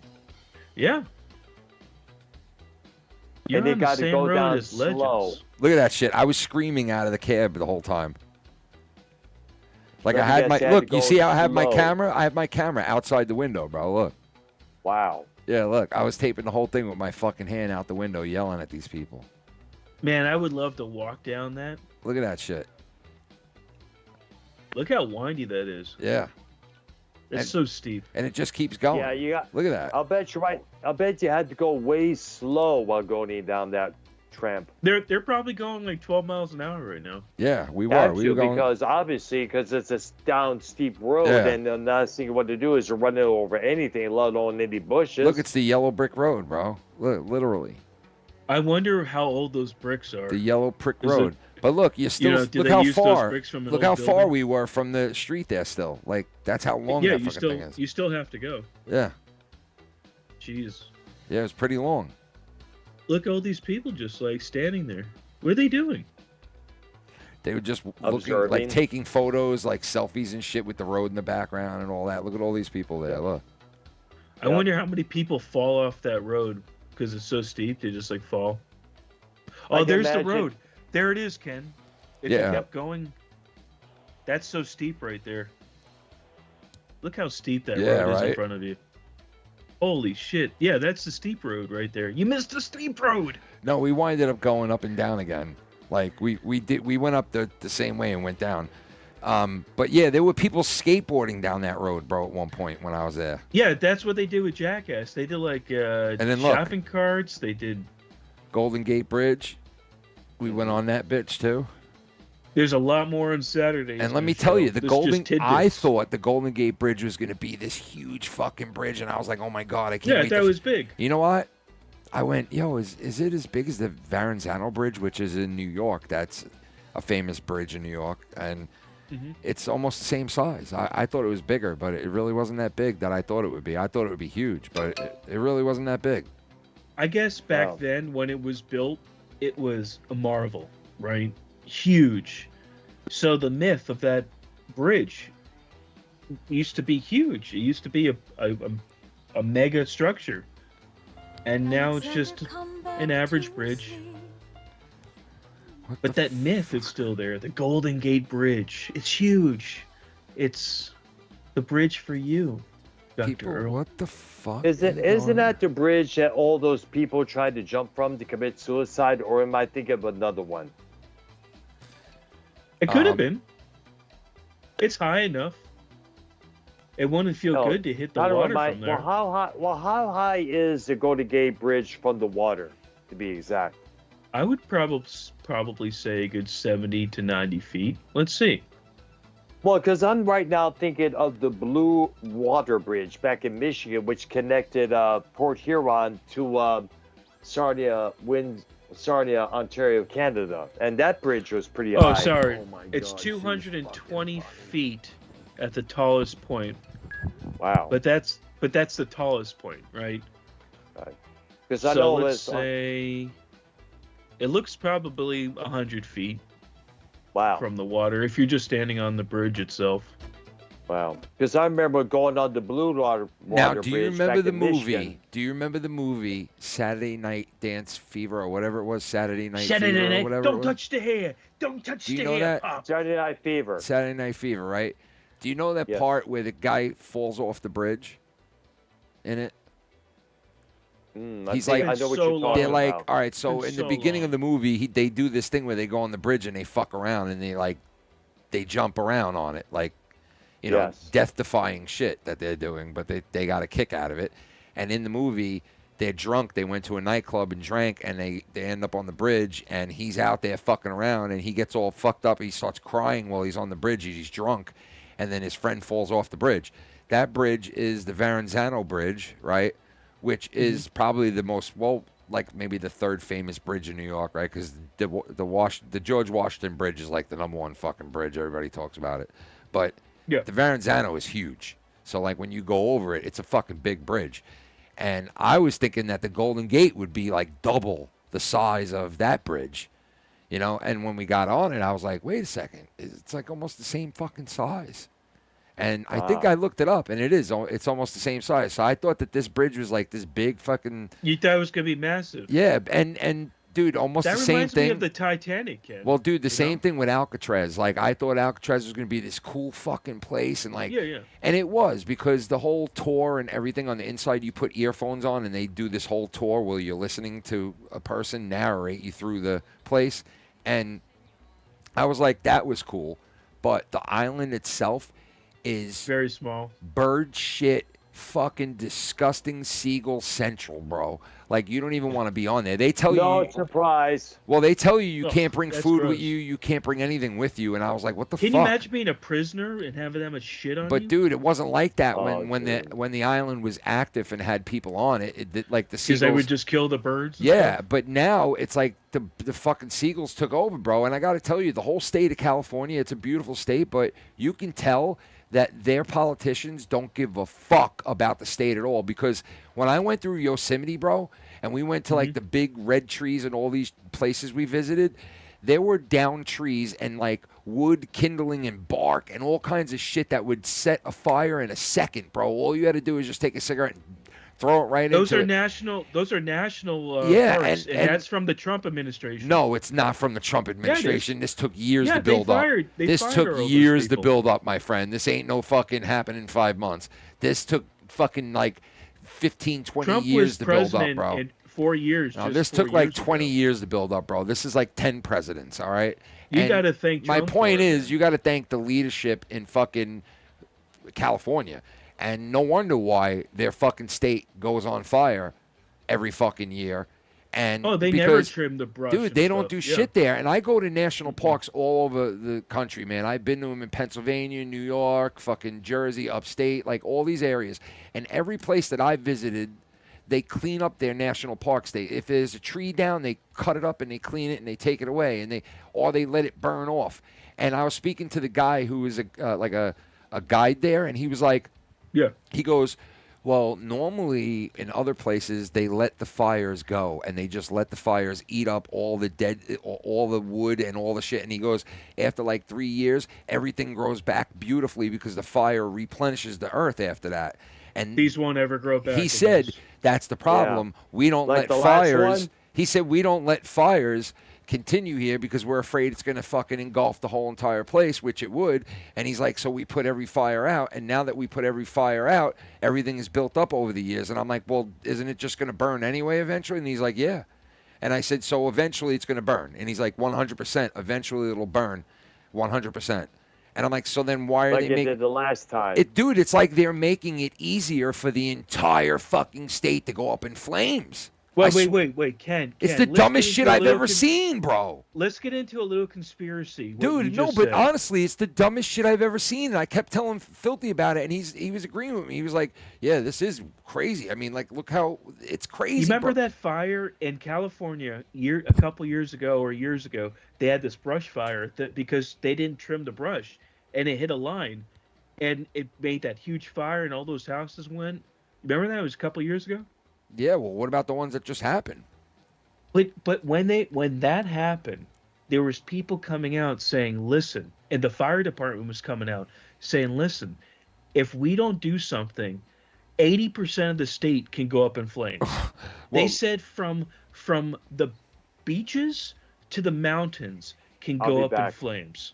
Dude. And this was that was the fire department, and that was years ago. Yeah. So when you said like they're wanting to do this, dude, that's the truth. It's the fucking truth. It seems like they want this, so when it's all destroyed, now that I've been there, they buy all of it. Now that I've been there, I can honestly say, yeah, I think they're doing it on purpose, because even that guy that's lived there his whole life was telling me, yeah, we used to just let the fires eat up a whole mountainside, and we knew that like in 2 or 3 years it would be beautiful there again and no wood at all. It would be clean growth and all this shit. He goes, but now we put out every fire and we never let it get out of control, and that's not good.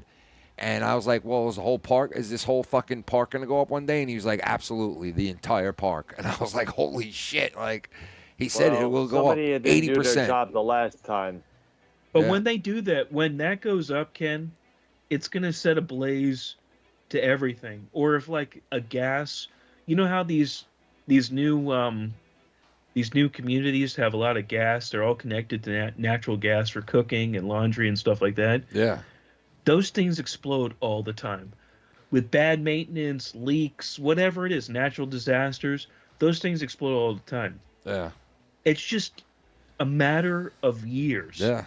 It's like they until want a huge incident and They want it. thousands of people die. Yeah, they want it, bro. I don't, California They is want beautiful. to take over the land. And dude, That's what they want. the people who live there say the same shit. They're scared. I go, it's a beautiful fucking state, man. Like, you got one of the most beautiful states ever, man. Like, everything I saw. And everybody from California that I say that to goes, yeah, but the people running it are fucking up the state, man, and it's horrible. And I'm like, man, everybody says that. Like, they're like, yeah, it's beautiful, but beauty's being ruined by greed right now. The corporations are wanting these people into power, so when they get into power, the corporations can do whatever they want. So they want to burn down everything. Yeah, they want to burn down want everything. It all burnt so down, bro. The insurance companies collapse. That means they can buy this entire state for nickels on the dollar. Look, come here. Come here, Not boo-boo. pennies, because pennies just got phased out, but nickels on the dollar. Come up. That's how these corporations work. They want to run everything, control everything, own everything, and have everything, while we, the people, have none. That's why they're racing AI for military, but also to take over. The AI can control whatever you watch, whatever you do, know everything. And they're setting this up. They're setting natural disasters up so FEMA is overwhelmed. They're setting Republican versus Democrats, so people. Oh my God! You're Say so hi to cute. Booby. Come here, Booby. He's a cutie. Come here, Booby. Yo, Booby. What's his name? Come here. His name is Louis. Hey, Louis, what's up? Come here, Louis. Louis. Come and say hi to Louis. Ken, he got huge. Oh, kiss him. He got very big. Yeah, he did, bro. He's not What is huge, he, like but 60, 70 pounds? he's like 70. Yeah. You big boy? Huh? He's a good puppy. You want to go in? Yeah, he's like, fuck you, Dad. He like, fuck he. He like, fuck he. I'm going to get back in the house. Yeah. What's the temperature there, Ken? Go to your home. It's not that bad tonight. Like, today wasn't that bad. It was hot. Because you know why? It was hot here. We had cloud coverage here today, so It helped. Loud and then it did get a little bit warm. It was like 80. I think the high was 85, which is not bad at all. Speaking of the clouds, hot, Mel, yeah. I'm going to ask. Usually around the 4 o'clock, 5 o'clock period, does it start raining like it does here? It's been doing that, but getting around 2 o'clock, it's been coming. Yo, what lately. did I just see? Howard Stern show set to be canceled? Wait a second. Obviously. Are you serious? You see it? It says it on the TV right here, dude. Is this Look, true, though? it says it on the TV right here. The Howard Stern show set to be canceled. Rumored to be canceled. Holy shit. Holy shit. It's going to be the show sucks now. I mean, it's horrible. Howard Anyway. Stern promises he'll be back, but where will he be back? Fuck, dude, he's going to have to go back to terrestrial radio. I'm going on the Snopes. Let's go on the Snopes, guys. Dude, see, Here we these are the go. people he interviewed in the last couple of years. All these hardcore fucking Democrats. Look, this is all he went with, bro. He turned hardcore Democrat, bro. Hardcore I'm looking left. at the Look at him, that rumor wrinkled, mill. I'm taking the fucking rumors off. old Let's wrinkled see. douchebag. He used to be my fucking hero, bro. The guy is from the same town as me. The guy was my hero, bro. And he fucking ruined everything, bro. He ruined his whole entire legacy, dude. He ruined his legacy. Howard Stern Yeah, I heard is about that a couple of days ago. Apparently, Sirius is getting tired of paying him the amount that he's been demanding. Yeah, fuck that guy. He don't deserve it. Plus, he don't deserve it. A lot of people saying he's been getting woke out of the ass. His shows hasn't been that funny and daring as it was when it was a regular radio. Yeah, look, they're showing him again now. He's going to lose his wife now, everything. Imagine he lost everything. That would be fucking fucked up. Wow. I'm But looking Listen, at I'm gonna get Robin going, guys. Crivers. you got to go, bro? Bye, doctor. Yeah, I got things to take care of. And, The doctor. I'm going to be live this coming Saturday night. Dr. Earl, yeah, we will be. All right, I'll probably call in from the catacombs on that night. Yeah, let me Yeah, know, I'm going to be man. calling from the catacombs, too. From the Conacomb. All right. All I'll see right, you Dr. later, guys. Earl. Bye-bye. All right, man. Bye, doctor. Peace. Drink that milk. Dr. Earl girl, the early think girl. that was nice. It's the Earl girl. Top of the Earl to you, girl. Top of the girl, Earl. Yes. Top of the early So girl. can you believe it? Howard Stern to be fucking canceled, bro. Holy. Well, I'm looking through the rumor mill and I'm looking at the facts. And right now, his contract ends at the end of this year, and it can be up for renewal. But no, they ain't renewing that shit, bro. Big dick energy. He don't have big $500 dude. He don't have big dick energy no more. Big dick energy. He don't have that no more. Robin Quivers said it. She said he don't have the big dick energy no more. Jasmine it was Crockett. $100 million Yo, for 20 years. Oh Ken. my God, Jasmine Crockett is a fat fucking, just a big fat Who bubbly is it? fucking. She's a fucking politician. She's Jasmine fuck- Crockett? Yeah, look at her, Let's see. man. Big bubbly Jasmine- fat ass, you big fat fucking bitch. see. Keep eating your fucking blump cake, fucking bunt cake. She's got a lot of work to her. You got a face. lot of fucking fat over that pussy hole. You fucking stanky, fat, nasty, fucking pudgy, fat. That fuck. sounds like a Sorry. condition, Ken. Sorry about that. It sounds like a nasty condition. You got fat on your pussy hole. What? She does. She got fat covering her booty hole. Nasty, fucking, stanky, fucking bitch. So yeah, I'm gonna call in from the catacombs on Saturday. Yeah, what does that mean, And, the catacomb? I don't know. That's what he said. Oh, I thought you knew. Thought that's why you said it.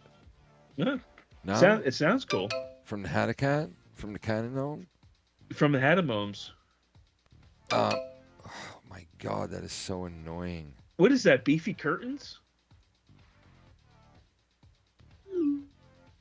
Wait. It's the beefy curtains. Oh, the beefy fucking skirting. All right, good. There we go. I don't know how to operate this phone yet, bro. It's fucking. I gotta learn it. I hate iPhones, man. I mean, some people love Why them. do you hate it? Because I don't know how to do it. Every time Yeah, I use it, dude, if I go you- like this. I'm like this. I know, but if you learn how to use it, you would love it. I guarantee if you learn how to use it, you'd love it. Yeah. You know what I mean? I would imagine it would be You love it, look.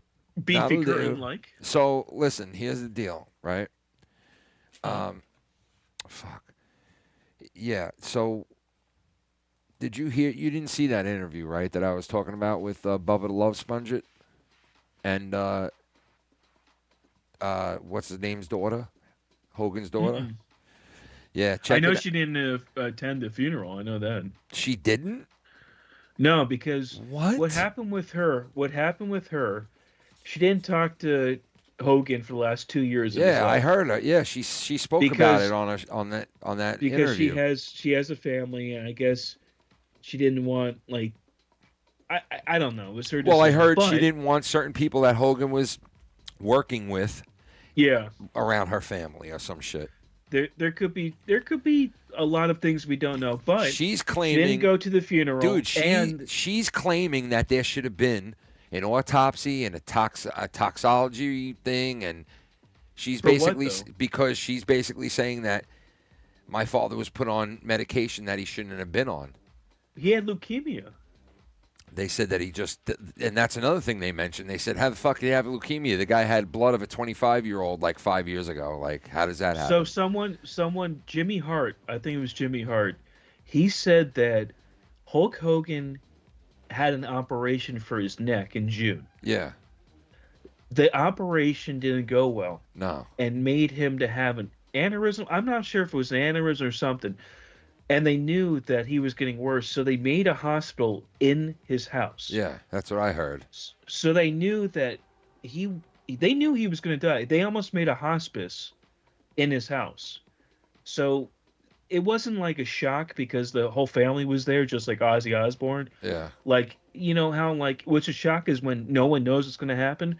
When you're on your deathbed and everyone's around there and they know, like, your pulse is going down, your oxygen's going down, like, for days and months, they know you're dying. And there's nothing they can do because, hey, you know, we're humans. So I think there was just a lot of combination of things. You know what one of the things was that was wrong with Hogan at the end there? So, what's his name was speaking about it? The one that was in NWO with him back in the day. The guy who Kevin Nash? No, the guy who hired him to come over to WCW. What's his name? forget With the gray hair now. Yeah, Jesus. But anyway, he's with the Diamond Dallas Page. Yeah, he said that when Hogan got that operation done to his neck, that they had to move his larynx out of the way to get to the operational to get to the spot that they had to operate on. Out. And not that they fucked it up, but anybody that would have their larynx moved to the side to operate on would have a problem speaking for a while after that. And that was one of the problems that Hogan was having, was speaking, because his larynx were fucking moved for the operation and then moved back into place, and everything was all fucked up and sore, and he couldn't speak for the longest time. And I was like, damn. But he also had a complication, like an aneurysm. It was like multiple things. It was a surgery that probably needed to be done because he had so much. Yeah, and he didn't want nobody to know about it, bro, either. He wanted but this is what I mean, nobody like, to know about Eric it, bro. Bischoff, thank you. So yeah, we Bischoff, had two people, sorry. slow death, Eric Bischoff, thank you, and Abel, Eric Bischoff, thank you. That was going to be on my mind. Yeah, I forgot it before. I woke up at 3 a.m. and went, dude, I forgot it before, and then I remembered it. But yeah, so Eric Bischoff said a lot too. If you watch his video of him talking about Hulk, he said that the last time he spoke with him was sad, and he explained what was said and everything and how they interacted, and it was sad what he said. And you know, and then I heard them talking about Hogan's son, Nick Hogan, right? Who was invited to the WWE, but not the daughter. Hulk Hogan's son showed up, got a cameo, but not the daughter.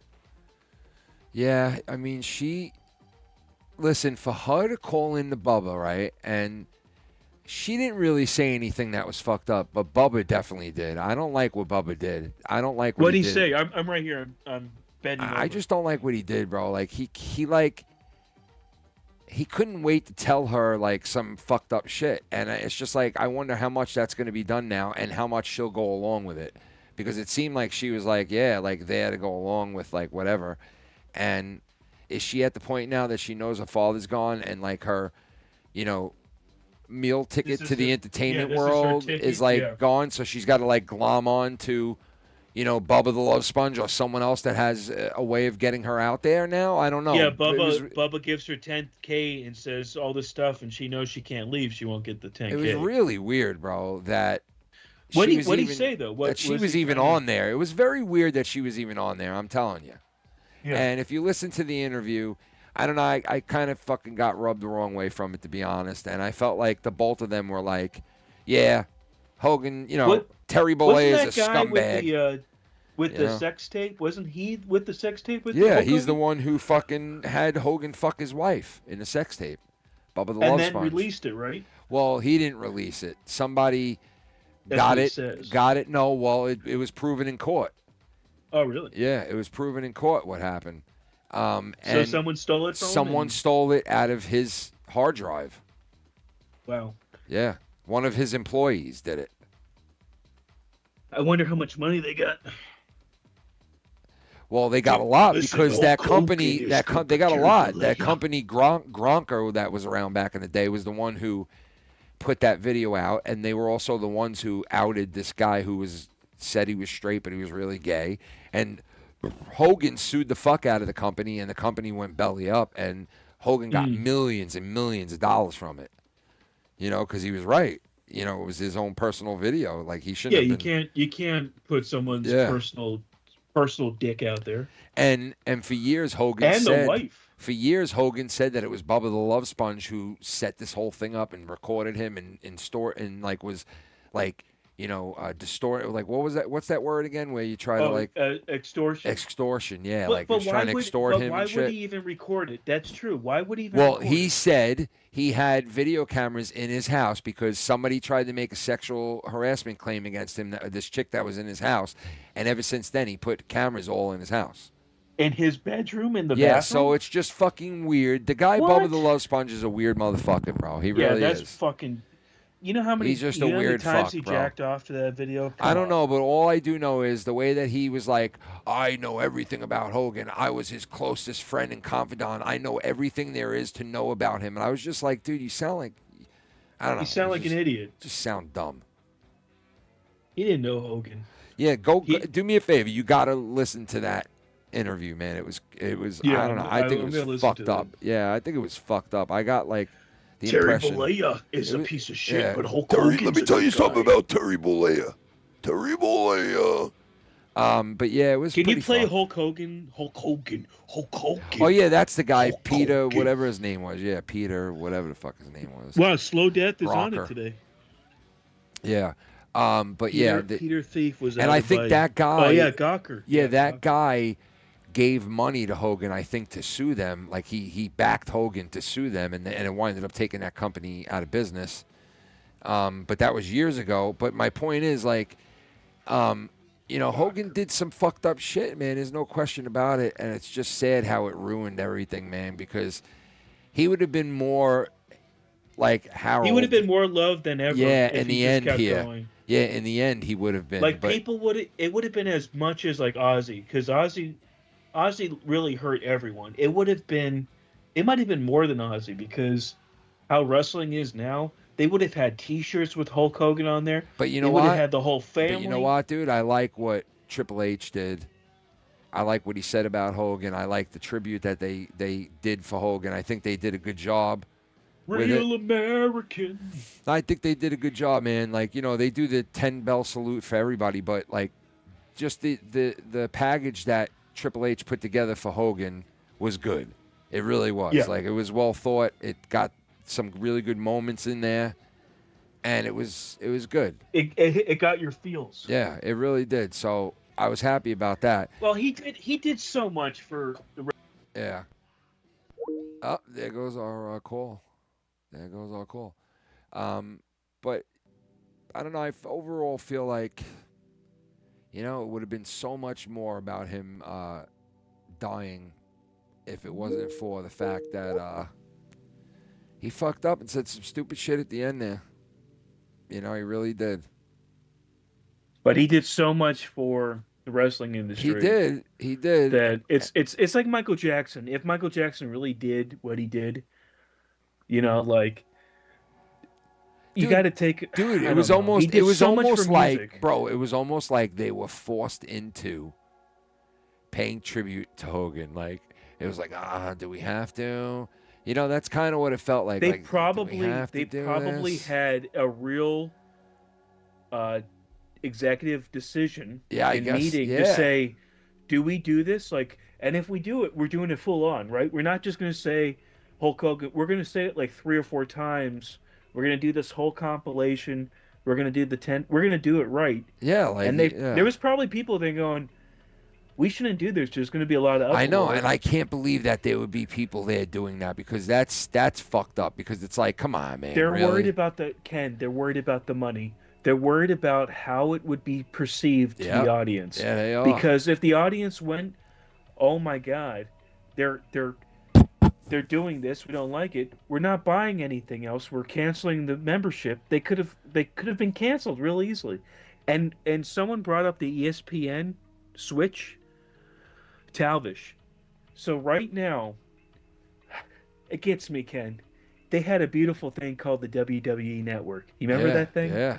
You know how great that was when you could go back to all the old series and all the old stuff, and it was in one platform, and then they kept uploading and doing new stuff, and then they go, you know what?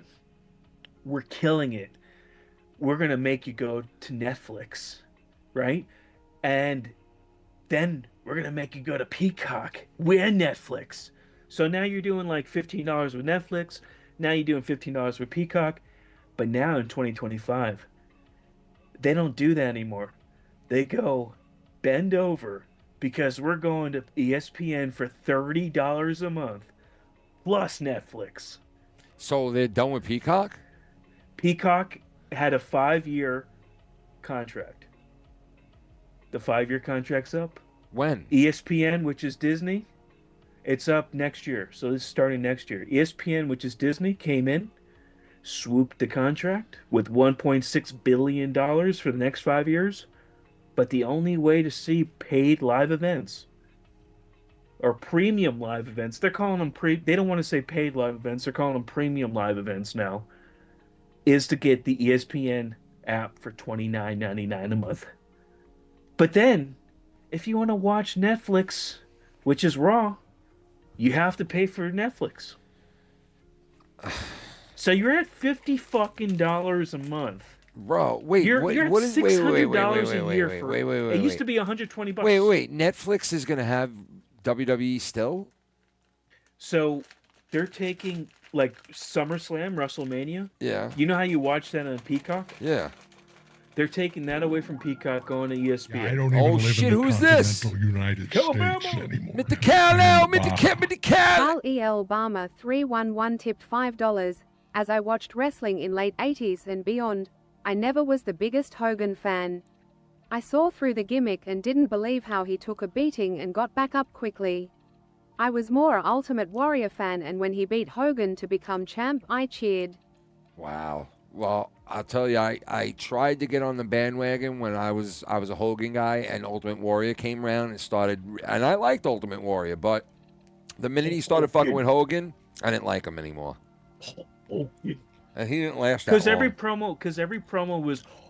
And Mr. Kal-El, you're a little bit younger than me, so I could understand you liking, Ultimate Warrior better. Because the younger guys that were a little bit younger than me liked the Ultimate Warrior way better than Hogan. Well, Ultimate Warrior was in the video games more than Hulk Hogan too. Like when you had the Ultimate Warrior in Nintendo and stuff, Sega, like that guy fucking freaked out on that thing. You just get it. But yeah, I loved Hogan though, man. I did, bro. And he was, he was the guy for so long. And then when he made that switch, it was like, it was revolutionary, man. Like, because the NWO dominated wrestling for a while, It had a big run, It really did. He did, but the ESPN thing, Ken. Yeah, I can't so it's believe $30 plus if you want to watch Raw. It's so $50. The number one pay-per-views are going to be on Netflix? No. The Netflix pay-per-views will are going to carry be on Raw ESPN. and then have the international rights to carry Raw. Yes. So Netflix will have your Raw, but it won't have your WrestleMania. It won't have your SummerSlam. It won't have chairs, ladders, and beers. You know, you have to get ESPN, which is $30. Dude, it used to be $9.99 a month, all in. So it was $120 a year. Then it was $200. Now it's gonna be $600. Oh, my headphones just died. Hold on. Yeah, it was the greatest heel turn of all time, man. I mean, you can't name. There's not a better heel turn. Why do you do this to me all the time? And the crazy thing is, nobody ever really mentions that the heel turn was done against the Macho Man Randy fucking Savage, bro. Like, he was the guy, you know, taking that leg drop. I'll never forget it, man. NWO changed everything. What is that? Oh, NWO changed everything in wrestling, man, at that point. There you go. Now I can hear. You know? They made it cool. They made it cool to be in a crew, you know, in a group, you know? Yeah, they made it cool, but what's happening is they're squeezing out their fan base. They're squeezing out the people who can afford and can't afford. Because for $600 a year to be a fan of the WWE just to watch it, they're not going to have any percentage like they're having now. They're going backwards. They're not making wrestling great again. They're making wrestling not accessible again. They're making wrestling shitty again. Okay? This is not to make this. So they took away the rated R. They made it to the PG era. Yeah. Then they promised that going to Netflix is going to be something great. Nothing changed on Netflix. Then they promised that it's going to be bigger and better than ever next year. But you know why it's going to be bigger and better than ever? Because you're paying 200% more than what you're paying now. No, because Brock Lesnar is back. Oh, they cleared him. Did you hear about the attorneys? What do you mean? So there was a whole thing with him not being able to wrestle because there was allegations and things against him. Yeah. He wasn't cleared to wrestle from that. That's why you haven't seen him. So now he's cleared, my friend. That's why he came back, right? The attorneys went, "You're okay to do it." Here, put it over me. hold on. Let me put my mouth. Right there. Hold on. Now listen. So basically, WWE is going to be spread all over the fucking place. Yeah, and then SmackDown will probably be on something else because right now that is on cable. And I don't know where SmackDown's going to be. That is so fucked up, man. Now, Disney just bought You know Hulu. what sucks though, man? I had the WWE app when it first came out. The first night it was available, I had that app, bro, and I was watching all the shit, man, on there. And it was so cool that you can go back and watch whatever. You can go back and watch whatever you want, man. It was fucking awesome. And they had unedited stuff at one time. They didn't go in and do like, oh, this is not socially accepted anymore. Man. And now they had the good stuff. Now it's all tainted. You know? They pulled all of it. Yeah. They edited, dude, they edit from when the fans say bullshit, they'll edit that. They'll edit blood. They'll edit all this shit that doesn't happen, especially when AI is coming in now. If you weren't there watching it live, this fucking shit's not real anymore, man. Yeah. That's the whole thing. I just wish they would go back to the fucking WWE app. Like, stop whoring yourself out and go to your app and make your money there. Stop the shit. What are we doing here? So if you want to watch SmackDown, Abel. So you're telling me if I want to watch Raw, I need Netflix. I want to watch the pay-per-view, I need ESPN. But if I want to watch SmackDown, I need Peacock. So you're telling me I need 3 fucking apps to get my WWE fix. And look at AEW. You know what they're doing? They're going, fuck this. We're going on TBS. Yeah. TNT, TBS. Let's just stay there. Like, do you know how many millions more people are going to watch AEW now? Yeah. And get into that? I don't blame them. They fucked up, man. I don't blame people. If they go with AEW, if they go with AEW and watch that just for that fact alone, I don't blame people because you know what?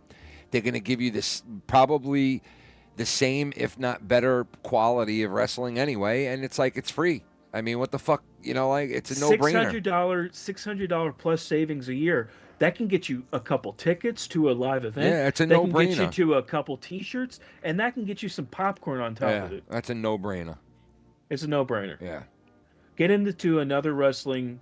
There's plenty of things out there. Yeah, it's not the biggest and greatest and shiniest, but guess what? There's nothing backstage anymore with WWE. There's no grocery stores. There's no parking lots. There's nothing like off-the-cuff type shit. Everything is scripted, in ring, and if it's not in ring and it's in the back, they're just like, oh, we're on this like crate and we're talking like it's organic and we haven't done this 15 times. Yeah. Give me a fucking break, man. So like fucking this is stupid, why man. I like the indies, because I know some of that's, but like some of it is just off the cuff. They're from the heart. It doesn't need to be perfect, but it needs to be good. Like, I hate this stuff. I hate it. I tried. It's pissing me off. I can't fucking stand it. I'm just gonna. The fuck. Yeah, I'm not gonna be getting all that just to fucking.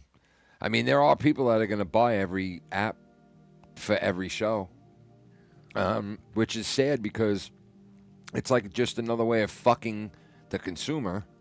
Yep. And do you like Hulu, Ken? I mean, it's all right. It's nothing great. I mean, guess what? Hulu's gone. Why? What do you mean? Hulu is officially no more. Why? It got dissolved. Disney Plus is now Hulu. So What? you have to cancel Hulu, cancel the app, and you have to buy Disney Plus. If you like any Hulu originals or anything What on if you Hulu, have Hulu already? I mean, what if you have Disney already? they're going to increase it next year to cover the cost of Hulu. So let's say you're paying $12.99 for Disney this year. Next year, when you can get Hulu, it's going to be $17.99 because they have to increase the cost of what they just bought. Well, they're going to increase the fucking shit that I get from them? Yeah, but let's say you didn't like Hulu and you didn't need Hulu. Now you have no choice. Now you have to increase no matter what.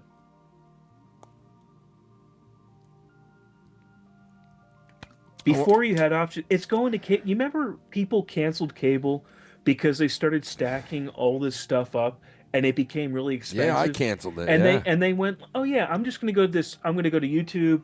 I'm going to go to this app. Now, every service went, you know what? I can do my own app. We're back to the fucking cable again, man. Because everything they're buying, every app is buying each other. Now you have to go on one app. Man, maybe we should go back to cable. Fuck. That's what everyone's saying. It's like it's not maybe not cheaper, but goddamn, it's better for your mind when it's just one location for everything. Nancy Pelosi was asked the question, She's got great tits. do you do insider trading? And she, of course, denied it, right?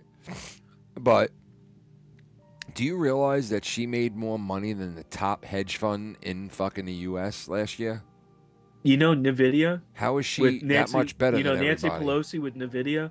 Before NVIDIA became like this AI powerhouse, her and her husband bought a huge amount of shares. Here it is right here. Before AI was known. It's saying it right now, Mello. It says on the TV right now, it says, Trump calls for Pelosi trading investigation.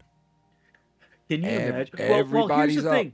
Well, if he does this, Ken, honest to God, if they start going after people, it's going to get nasty because you're going to have to go after all people. Let's throw them and all in Guantanamo Bay, bro. You don't know where it starts, and you don't know where it stops. Let's throw fucking Pelosi's ass in there. Let's get Hillary in there. All of them. All of them. Throw them all in prison. Fuck them. You want to go to Alligator Alcatraz? No, throw them in the real Alcatraz so birds shit all over them. I just wanted to call in and say, hey, I saw you were alive. Yeah, I'm getting off soon. I got to work in the morning. Yeah, me too. I got to work. But we're definitely doing Saturday. I'm going to call in. It might be from a bar. It might be on location. That's what I'm saying. Catacombs. Yeah, let me know, man. It's going to be something cool, whatever it is. Nice. Where you might be, you saying? Yeah, I might do something a little bit different on Saturday. Cool. We'll get a little. Maybe we'll get a taste of you can ask people on the scene questions, and we'll get their answers. Oh shit. Mellow on the street. Mellow on the beat. Mellow on the beat. Mellow on the beat. Mellow on D's nuts. Ladies, do you like D's nuts? D's nuts. D's nuts. Well, Mel, thanks for joining me, brother. And yes, I will talk to you. I'll see you in the chat at later. All right, see you guys. All right, Love dude. you. I'll see you, brother. Peace. All I gotta say. The one and only Meller Yeller. You fucking goon. The one and only Tuna Man himself. The Mellow Man. The Mellow Tuna. The Tuna Man. Wait, hold on. Where is... Did I... No, wait.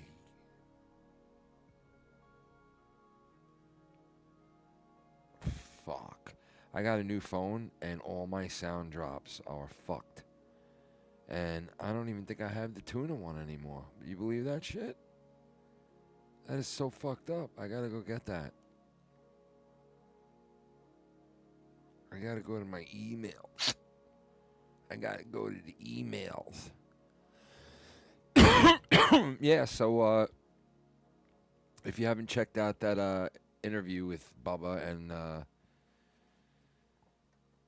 fucking Brooke, I think it was fucked up. But we'll see. Tell me what you think. If you guys watch it and you comment under this video, if you hear this later on or something, let me know. Hit that like button. Thank you guys so much for joining me tonight. Mr. Cal Alabama, thank you so fucking much, brother. I appreciate you. Big time. And I'll be around Saturday night. We might go a little extra early Saturday. And we're going to be having a new person join us Saturday night for the first time. New voice you're going to hear on the stream. It's a friend of mine. He's funny as fuck. And he's going to be on for the first time. You guys, you tell me if you like him or not. We'll see how he goes.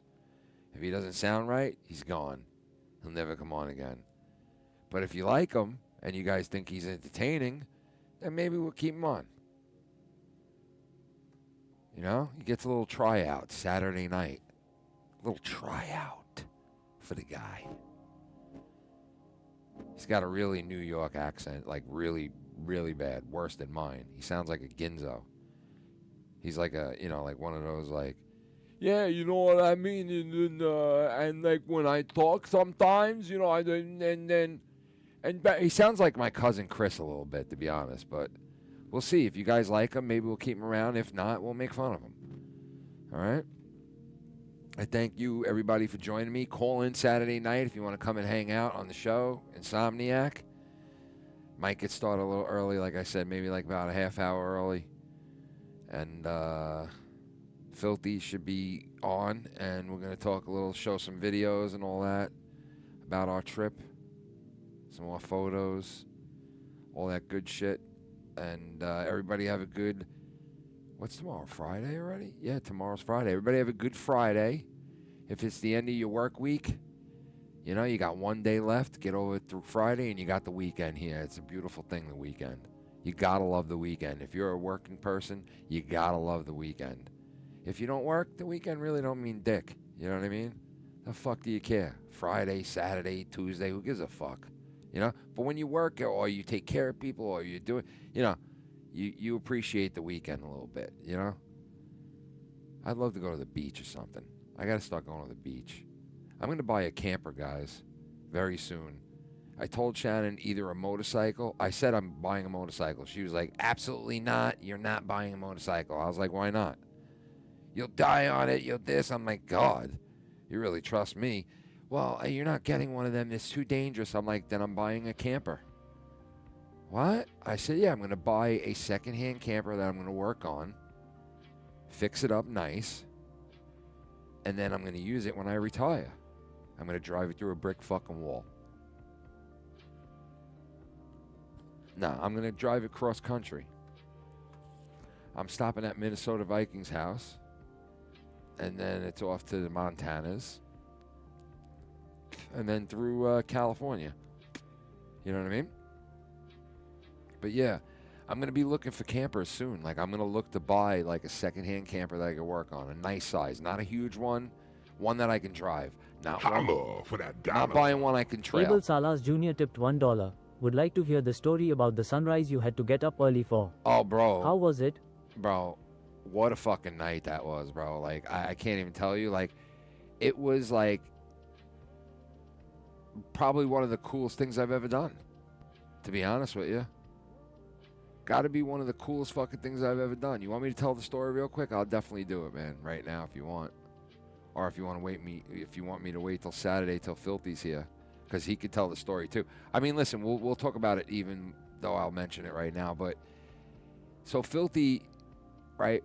We're there for we were there for 3 days in Reno, and once we left Reno, we went to another hotel that was next to Yosemite Park, and the first night we're there, he tells us, hey, I'm thinking about waking up at 3 in the morning tomorrow to go to Yosemite. And me and Shannon were like, what the fuck? Like, what?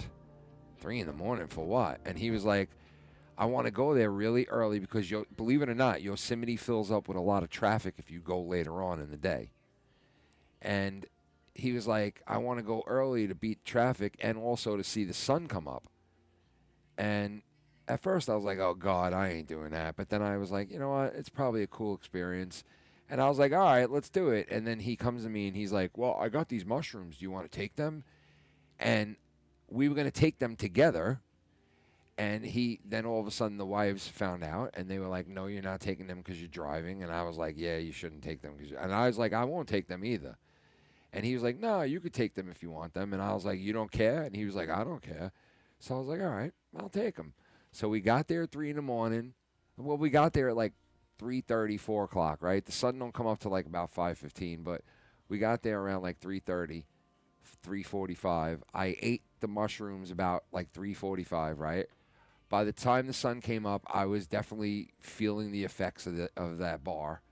And dude, I didn't see that I was next to a cliff the whole fucking night because we went there in the dark, and I was next to a fucking, like, literally like standing on the side of a skyscraper. That's how fucking far down the valley was from where I was standing. And I was literally standing there for like an hour and a half in this spot, not knowing that I was literally like 5 feet away from death.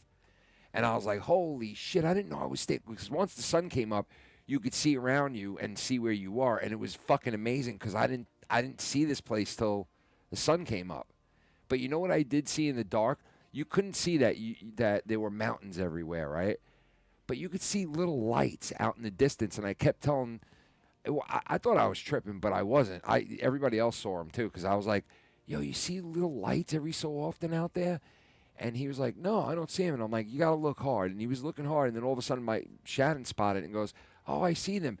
And these were lights from people's camera phones or flashlights that were on the other side of the mountain, which was crazy because they were so fucking far away. And you could hear like a waterfall somewhere far out there at night, but you didn't know where it was. And when the sun came up, then all this shit was revealed in the background. I was like, I took photos of it. And it was insane because, like, I didn't know where I was until the sun came up. And I was tripping pretty fucking hard at that point. And I was, like, blown away by what I was seeing right in front of me. And it almost looked man-made. To be honest with you, it literally almost looked man-made. Like, you know when you're in Disney or something and you're like, look at the waterfall they created or the fake tree that they made that looks huge. It looked all fake to me, you know, but it was real and it was crazy. Here's a photo this is the sun coming up that night. Like, so you see the mountains, right? That right there in front of you, that half dome looking thing is Half Dome in Yosemite, which is one of the coolest fucking rocks there, and you can climb it too, which I wouldn't do, but you can climb it and go up to the top of it. But that's what everything looked like. The stars were amazing up there. I've never seen stars so fucking bright in my life like that. I mean, it was insane what they looked like. And when the sun came up, here's Filthy sitting on the rock when the sun came up. This is Filthy sitting on the rock when the fucking sun finally did rise. And you can see where we were, there's a cliff right there. And it literally just keeps going down and down and down and down. And you're surrounded by all those mountains right there, which are, a lot of them are snow-capped. Most of them weren't when we were there, but here's the thing called Half Dome. And you can climb Half Dome and go up to the top of it, which is insane. It's like a 45-degree angle, and you got to climb these like little ropes to help you go up there. And a lot of people have slid off the side and died. You know, I was here's a video of where we were. Check this out. There's that cliff that I was telling you about. That's where I was standing the whole time. I was getting, like, I was literally tripping. And when the sun comes up, I'm like, oh my God, look where the fuck I am. I can't fucking believe where I am. So that's where I was right there. There's the cliff I was standing. I was standing right on those rocks this whole time, talking to them and walking back and forth. And then all of a sudden the sun comes up and I'm like, oh my God, I would have fucking died right off the side of this motherfucker. But yeah, look at that shit. The Shining Hotel. See that? There's a little fire right there somebody had. But the Shining Hotel is down at the bottom of all these mountains down there somewhere. And we went there too. And I got video of that and shit. There's Half Dome. That fucking thing is crazy. If you look up videos online of Half Dome, going up Half Dome is insane. Scary. Fucking really scary. I don't know how anybody does it. But the people we were with that Filthy knew, the guy and his wife, they went and did it the night after we all went out to dinner. They went and did it the next morning, and it was a 12-hour hike. So, no thank you. I mean, listen, honestly, I would love to do a 12-hour hike where I could camp and shit, but I'm not going up that Half Dome thing. No fucking way. But yeah, this is what it looked like when the sun came up that morning.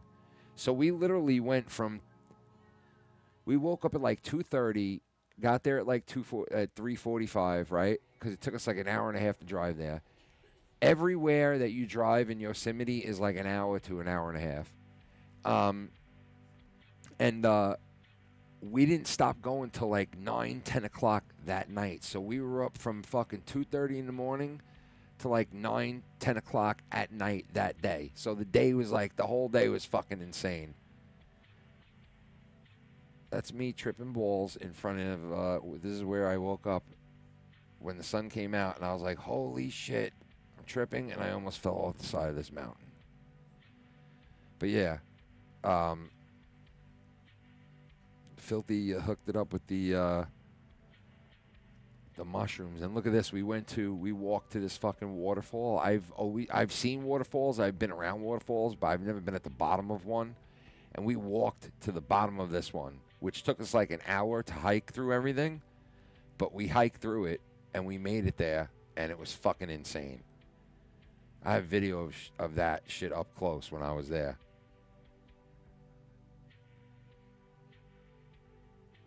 It's fucking beautiful. It's almost like it was man-made, to be honest with you. But, you know, it's like Mother Nature fucking made this. You know what they say? Where we were is called Glacier Point. And you can see when you're up in this spot that we were in, they tell you to go to that spot because if you look down, you can picture a glacier in the middle of Yosemite, and that's how Yosemite was formed. This guy who originally lived there, who was a scientist, said, the valley was formed from the ground collapsing beneath it, and it lowered down. The mountains weren't made. They were just made because the middle collapsed, and everybody was like, even back then, they were like, yeah, you don't know what the fuck you're talking about. That's not how this happened. The rocks are all scraped up, and there's like fucking seashells at the top of mountains. So like, what are you talking about? So anyway, they found out that they proved that it was a glacier that carved Yosemite. And if you stand at that spot where we were at, there's this castle, which I have videos of, and I'll show Saturday. But you look through that castle area, and you can tell that Yosemite basically was like a bowl of soup with a fucking big chunk of ice sitting right in the middle of it, which is fucking insane to say. But that's how they said that's how Yosemite was actually formed. So it's crazy. But yeah, I got a ton more shit to show. I got some cunt bomb videos Then I'm going to play from Filthy. The sunset was crazy, let alone the sunrise. But I did get the video of the sunrise. Look, this is basically the sun rising at Yosemite when we went that morning. It just came up over that rock. Like a minute before that, like 30 seconds before that, the sun came up over that rock. So it was crazy to see this like fucking live right there. Boom. You know, it really was a good experience. Like I didn't want to wake up at fucking 2:30 in the morning on my vacation, you know, but it turned out to be a hell of a time. So Filthy was right, and everybody we spoke to, like the locals, right? Because we went whitewater rafting, okay?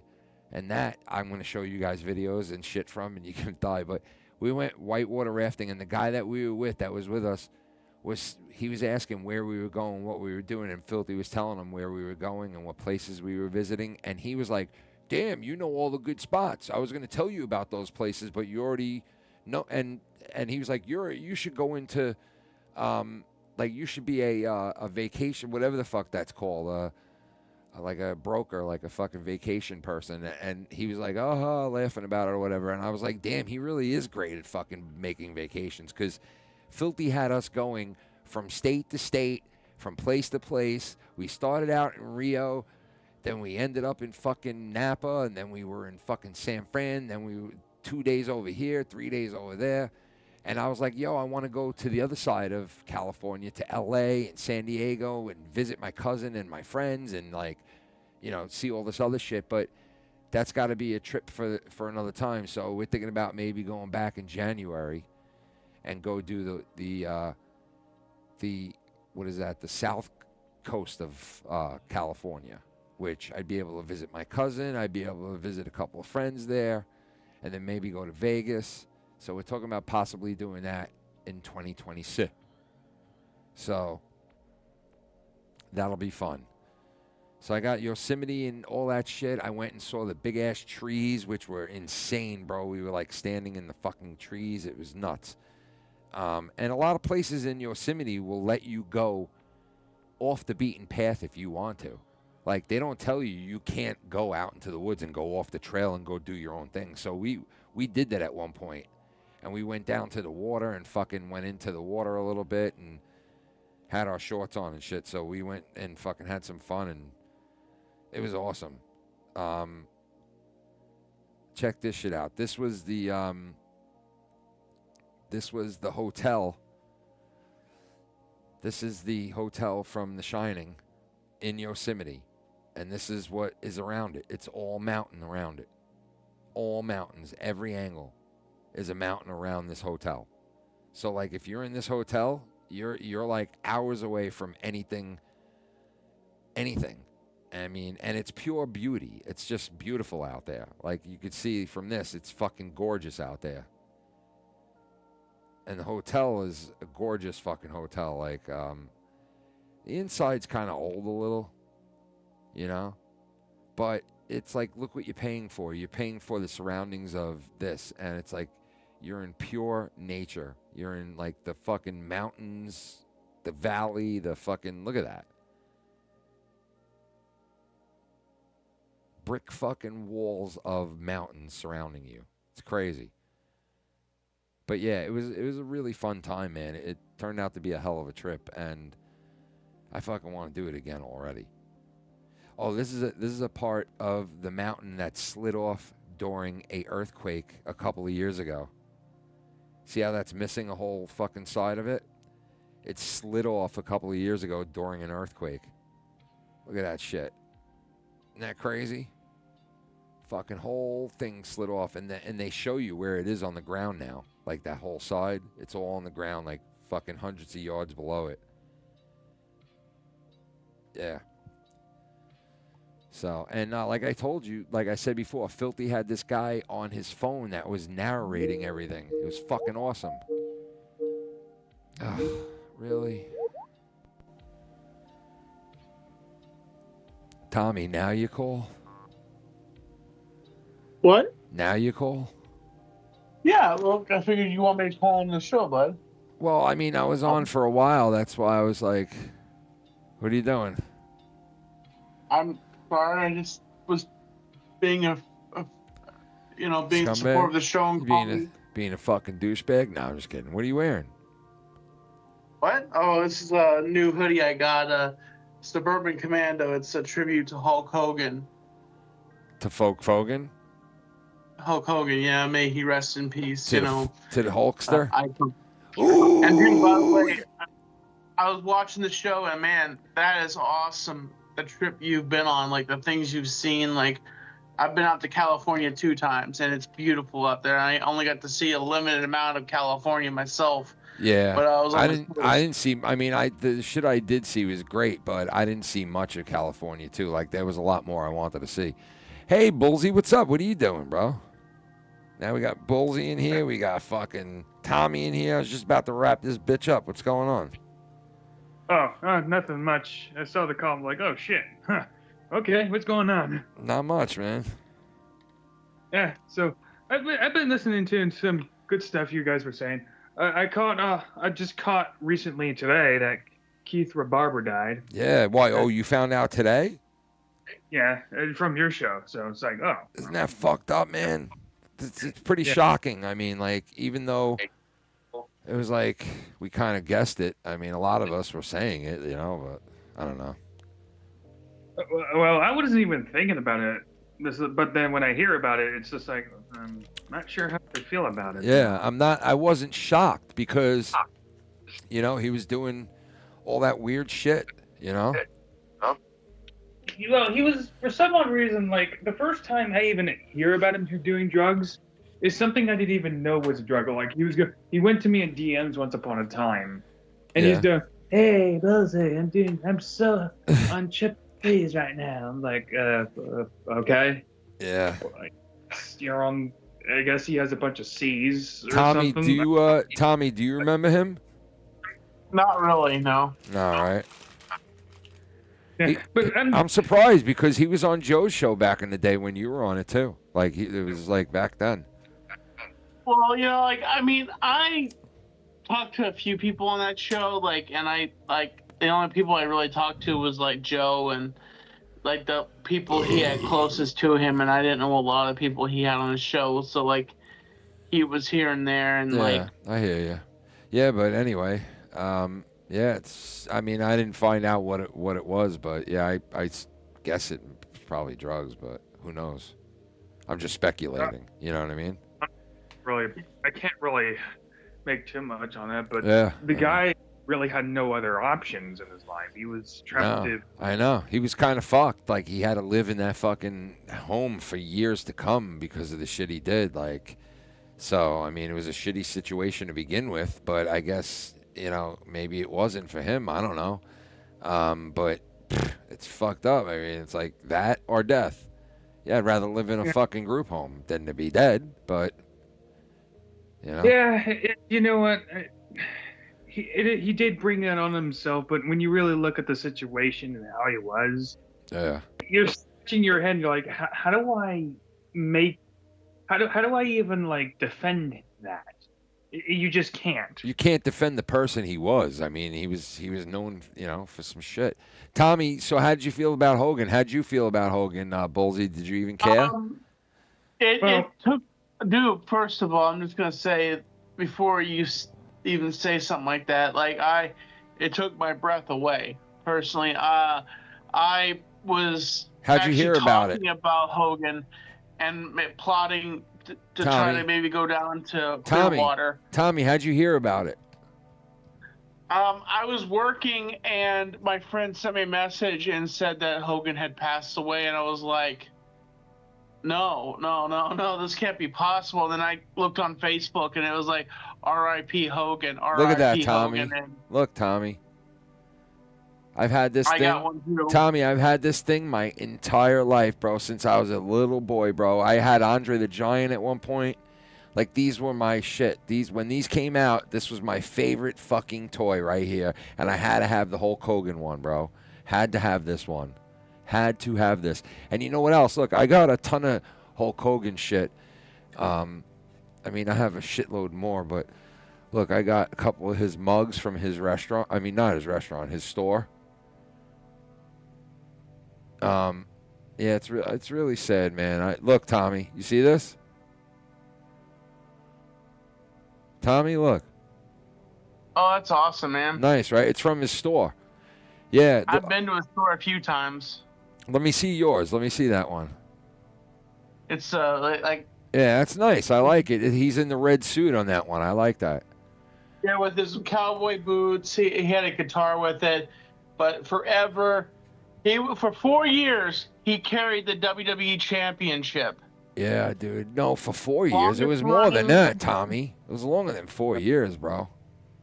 Oh, I thought because he carried it longer than anybody else. Like that's what I always heard. Yeah, well, I'm saying he was on and off the champ for a long fucking time, bro. He took the belt and ran with it, and honestly, that's why I didn't think McMahon said anything, but he did, I guess, and I was upset because I thought that he didn't say anything, and I thought at first, like, oh shit, like, wow, McMahon's not even gonna say anything, like, what the fuck, and I guess he did, so I'm happy about that, you know. Want to know something, Ken? Funny enough, after Hulk Hogan's passing, Yeah. Vince in a car accident. Yeah, I heard about that. Yeah. So yeah, even if he didn't mention anything about it, you know he was heartbroken about that. Well, Like, I hope he would that be, is- man, because Hogan was his guy, bro. Like, those two fucking pioneered shit together, man. You know, if it wasn't for each other. Like, I know Hogan was part of the puzzle, and I understand so was Vince. Like, without Vince, there's no Hogan. Without Hogan, there's no Vince. Even though Vince's father was the one who really found Hogan. You know what I mean? Like, Vince's father was the guy who found Hogan. You know? But Hogan's father technically fired Hogan. Yes, Because yes. he went and made the Rocky movie. Yep. And Hogan took a shot on himself and did the right thing because Hogan blew up, man, and became huge, bro. And I'll never forget when Hogan won the belt the first time, when he beat the Iron Sheik, man. I'll never forget it. Like, I remember watching wrestling the next time it was on and being like, oh, my God, I can't wait to see Hogan with the belt. And then he started coming out doing the Piper's Pit shit and all this. And then WrestleMania 1 rolled around, and it was fucking insane, bro. Like, you want to talk wrestling hype?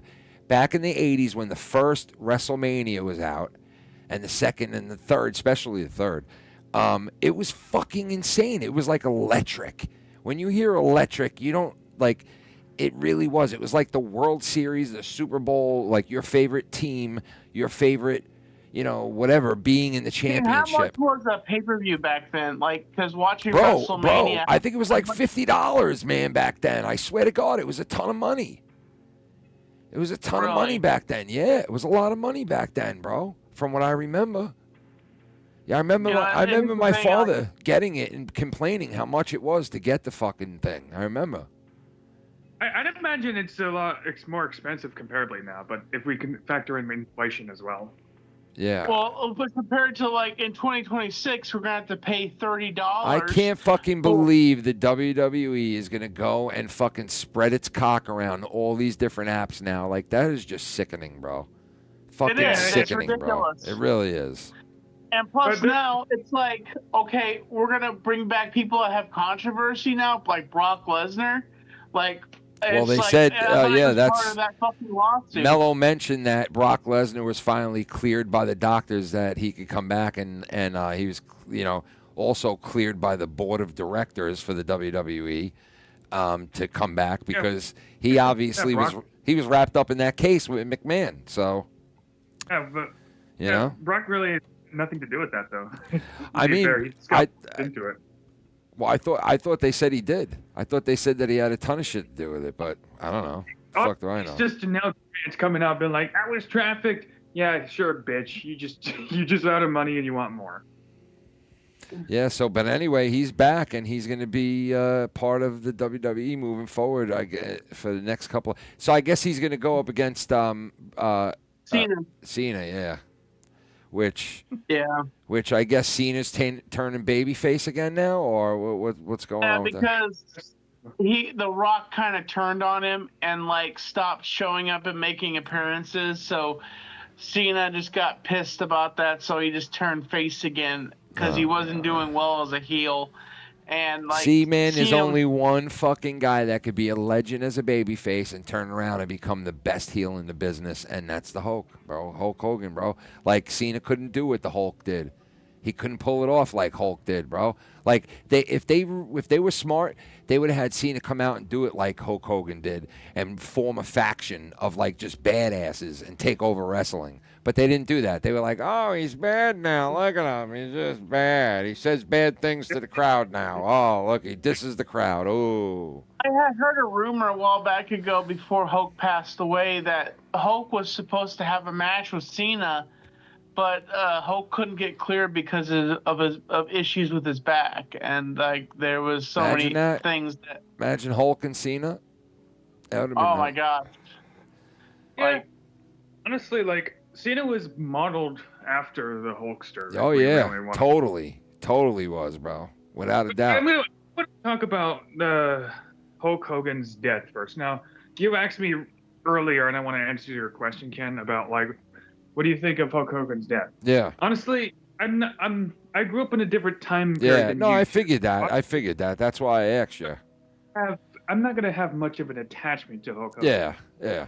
Your era is what, more like Stone Cold and like those guys, like or Cena.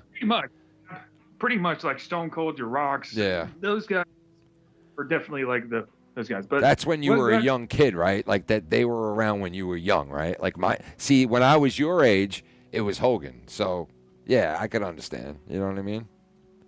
Yeah, but what really got to me about Hulk Hogan's death wasn't the fact that he just died.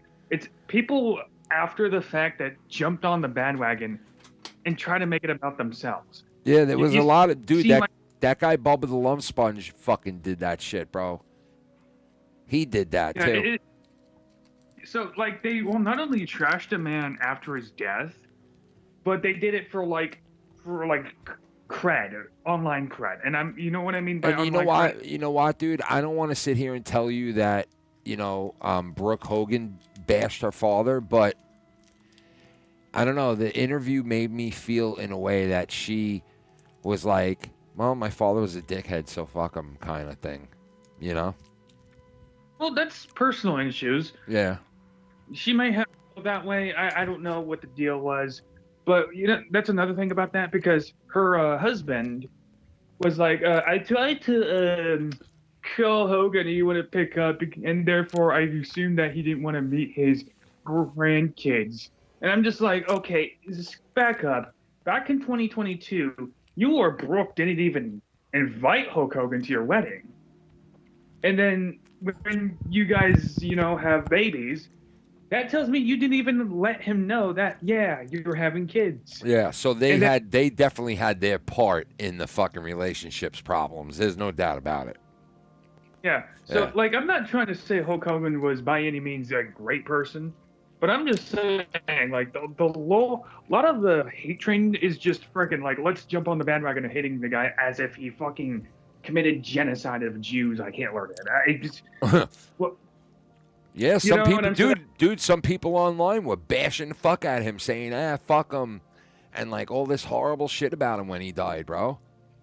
That's stupid. Yeah. It's just the liberals. That's all it was, is the freaking liberals being idiots and stuff like that. Basically, yeah. Yep. Yeah, and let me just take it a step further, okay? I don't know what it was, but I firmly believe it was just about, like, the cred and just to do this shit, because every time you point out any shitty thing a wrestler does, it's like, oh, but, like, Hulk Hogan's bad, and how dare you play... Okay, you can point out back then any racist shit like Ric Flair, Roddy Piper, blackfacing himself. Oh, yeah, without doubt, yeah. You'll find a lot of fuckery going backstage. Yeah. Yes, Hulk Hogan politics, but that was the environment back then. You're right about that, yeah. I am not saying that's good. I'm just saying that was the game. But Bullsy, you know what, though? Hogan went and apologized to all these people that he really didn't need to apologize to. And he did it. He went out to the black communities and he apologized to them and like put his hand out there. And I really do. I did believe him, bro. When you watch people apologize, you can tell when they're bullshit or not. And he was honest. Like he knows that he let people down because they told him They were like, yo, you were my guy. These black kids that grew up watching him that said, yo, bro, I loved you because I thought you didn't see color. Like, you were just a good fucking dude. Like, it didn't matter that you were white or black or whatever you are. Like, you were just a good person, good role model for us. And he crushed these people that loved him, that were black fans of his, bro. Like, it was bullshit. It really was. It's fucked up because you grow up watching this guy, you love him, and then he goes and bashes who you are. That's horrible, bro. That hurts, man. That fucking hurts. You know? He apologized. Wasn't it his daughter that recorded him saying that? No, it was Bubba, the love sponge. It was a private conversation, I believe, back in 2015, where he goes, "I'm just a fucking tea. I want my daughter. If you're gonna date a black person, you better date a big black person that's a millionaire, brother." Something Basically, like that. yeah, basically. Yeah, but he did apologize, and it was behind closed doors. He does have a little racism in him, though. I'll say that much. But is it to a point of malicious intent? No, he didn't hate black people. He just admitted he's a racist to a point. He was prejudiced, I'll give it. He was prejudiced, but he had a lot of he had a lot of fans. He's worked with black people. Well, I'll tell you, man. All so many interviews with so many people of color that wrestled with him that in the last week or two that have come out. I can name a couple of them right now that did videos saying, "Hey, man, I forgave Hogan. He came to me and he said what he did and he apologized." And there was so many of them, and I was like, holy shit, like Hogan really did try to make things right with his fellow wrestlers that he felt that he let down, because he went to each and every one of them individually, man. They all made videos, and it's like, oh man, at least he did the right thing. You know what I mean? At least he was a human being. That's the thing. Yeah, he went and spoke to what's his name from the Dudley Boys. The guy who's black from the Dudley Boys. He went and spoke to that other wrestler. I forgot his name. He was there when that guy Brody got stabbed in the locker room. You know who I'm talking about? The big black guy, bro. He's huge. He was in WWE back in the day. I forget his fucking name, but he did a video too saying, "Man, I love Hulk Hogan. I spent so much time with this guy, and he's never said anything racist around me, ever. That was the first and only time I ever heard him say some shit like that. And he came to me personally and told me he was sorry, and like it took a man to do that." And like so many of them said that, bro. So it made me feel good that he made shit right with all those other wrestlers, you know? Yeah, but I'm gonna point out this main point, right? The reason why I believe like nobody actually hated Hulk Hogan for the racism. Nobody did. More so about the politics, probably is more. Well, good, yeah, but you're right about that. He's definitely hated because he liked Trump. There's no doubt about that. Well, like there was a post, and I remember this post. There was a post of people on the Mount Rushmore. Undertaker was on it. The Rock was on it. Stone Cold was on it. WrestleMania said, who should be the fourth? Somebody says, well, Hulk Hogan. You know what WrestleMania says? What? Lamia says, well, I don't put on racists. So somebody reposted that statement and said, so you're going to put a wife beater on, but you put a wife beater on. Man. Which is Stone Cold, by the way. Yeah, people have fucking double standards, bro. Period. You know? Yeah, there's a lot of double standards when it comes to politics and wrestling. Yep, there is, bro. Yep, that is fucked up, man. Because if there's a Mount Rushmore of wrestling, Hulk Hogan's on it. I'm sorry, hands down, that motherfucker's on there. Whether you like Hogan him and or Andre, not. both of them. Listen, we all know Hogan's on there. We all know fucking Stone Cold Steve Austin's on there, right? Mm-hmm. Now, here's the argument. How the fuck can you not have HBK on there? How can you not have a fucking Bret the Hitman Hart on there? How can you not have an Andre the Giant on there? How could you not have, The Rock on there or John Cena on there? Like, so if you could only pick four, right? Like, there's a lot of good guys getting fucked. that are not going to be up there on that wall. But I can guarantee out of all those names I just mentioned, there's one guy that you know will be up there. And he is the Babe Ruth of wrestling. Okay? The Babe Ruth of wrestling. And that's Hulk Hogan, bro. He is WrestleMania. Pretty much. Yeah. Like, but the story gets better though, because I was asking the question because there was a guy after the repost saying, well, Stone Cold's a wife beater and you put him on, why can't you put on all the racists? One guy, and this is funny, one guy said, well, typical, you're not black. You don't understand. Stone Cold beat his wife, dude? Well, he confessed that in court. And, I didn't know that. I'll never watch Stone Cold ever again. No, I'm just kidding. No, I'm just kidding. But one of those things. But you are right, dude. Like, come on, bro. Like, come on. Really? Really? Wait, listen. All right. If you don't like Hogan after what he did, that you have every right not to like him. Okay. And I'll tell you why. If I was a black person, I probably wouldn't like him ever again, to be honest with you. But like, you got to also say this: separate the person from what they're known for. Separate that, because that's what I do with all these people. I separate it. Like a guy like Michael Jackson. I love the guy's music, right? I love the way he moved. I love everything he did when he was younger. Like, it was amazing. Even when he was in the Jackson 5, he was amazing as a kid. He's just a pure entertainer. I love that about him, that he was just a pure entertainer, right? And he was good. Right, and he doesn't look at them like they're an entertainer. Like, yeah, and I don't look at him from his personal life and the accusations and all this and that. The same thing with Bill Cosby. Bill Cosby, I found very funny. I loved his show, The Cosby Show. I grew up to it, But I don't think of him chloroforming bitches and fucking them while they're, Like, I don't think of that part. I try to separate it. I just, And it's like, if you hate Hulk Hogan for the shit he said, separate it. Because like him for the character he played, because it was a character, because the real Terry Bollea, he had fucking issues, just like all of us, and he was a human, just like all of us. Terry Bollea. This is Hulk Hogan. This is his character. Yeah, so separate it. So you know what? Like, if you hate what Terry Bollea said, don't make it hate Hulk Hogan. Don't hate Hulk Hogan over it. You know what I mean? Because Hulk Hogan, he was awesome.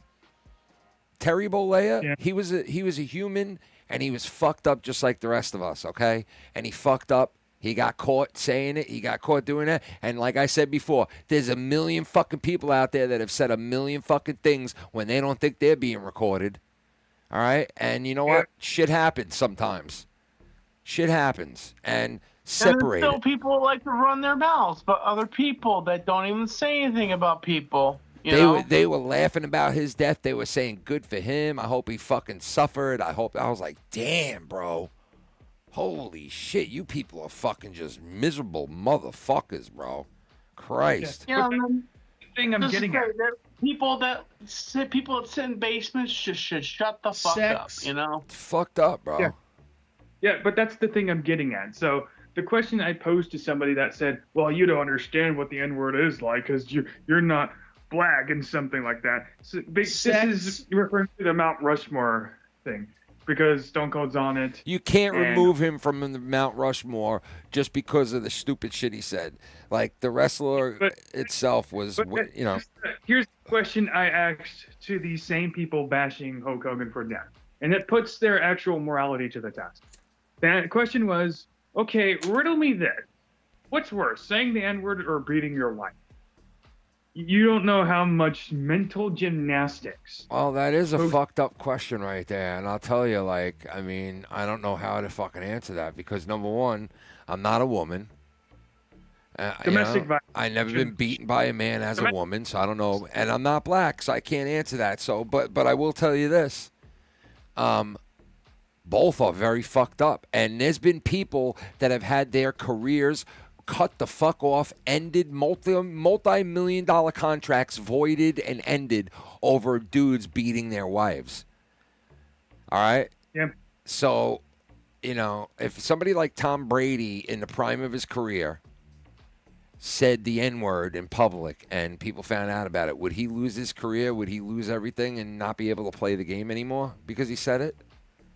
I mean, I don't think so, but, who knows in this day and age? You know? Ken, the question is, though, what's worse, saying the N-word or beating your wife? I don't know, man. I can't tell you. I mean, like, both are fucking horrible.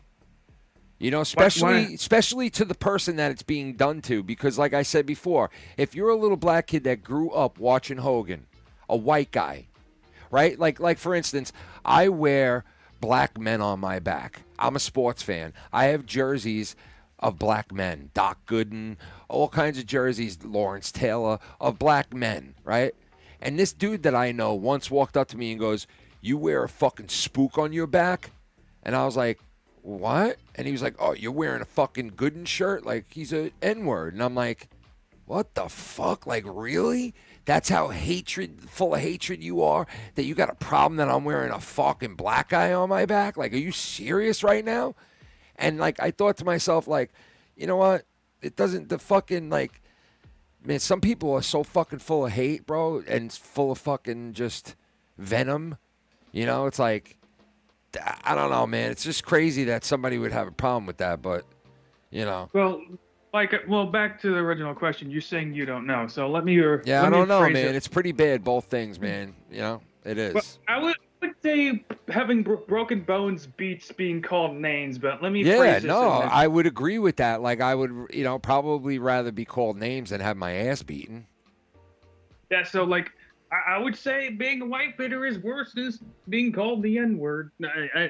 I mean, okay, I would agree with you. I would agree with you on that. But like, I'm, you know what? Like, I'm not a woman and I ain't a black person, so I don't know which one is worse. But you know, I'll tell you this though, Bullsy, there were some people that were crushed, like I said, that were black kids that grew up watching Hogan, a white guy, that had no problem saying, "Hey, that's my hero." They didn't see race. They didn't see that he was a white guy. They just saw this fucking mammoth of a man who was a hero, was a guy who told you to pray and eat vitamins and fucking American and, you know, and like all that shit. And that's what they saw. And then, you know, years later, as a grown man now, you hear him say that and it's like, damn, bro, really?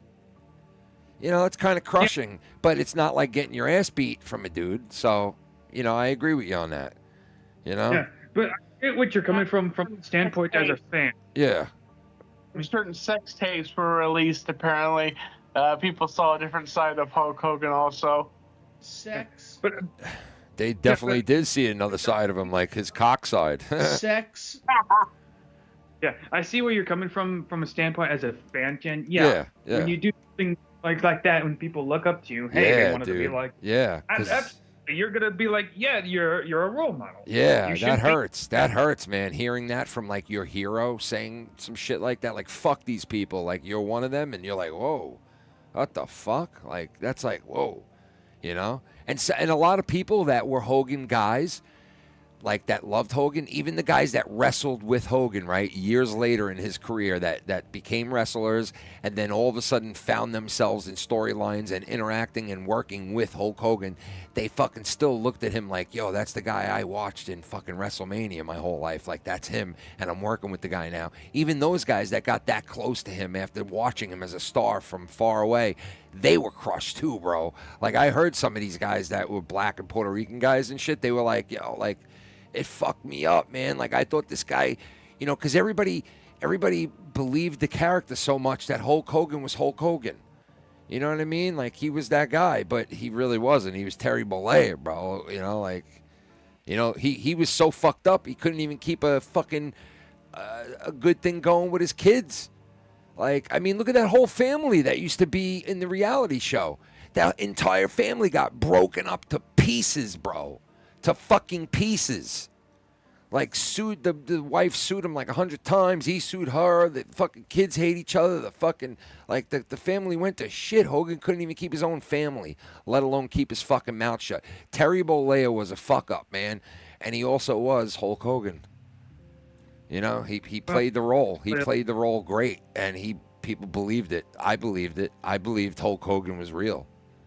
I believed Hulk Hogan was Hulk Hogan, bro. Like, all the time. Didn't you? Tommy? Tommy, didn't you grow up believing that Hulk Hogan was fucking Hulk Hogan, bro?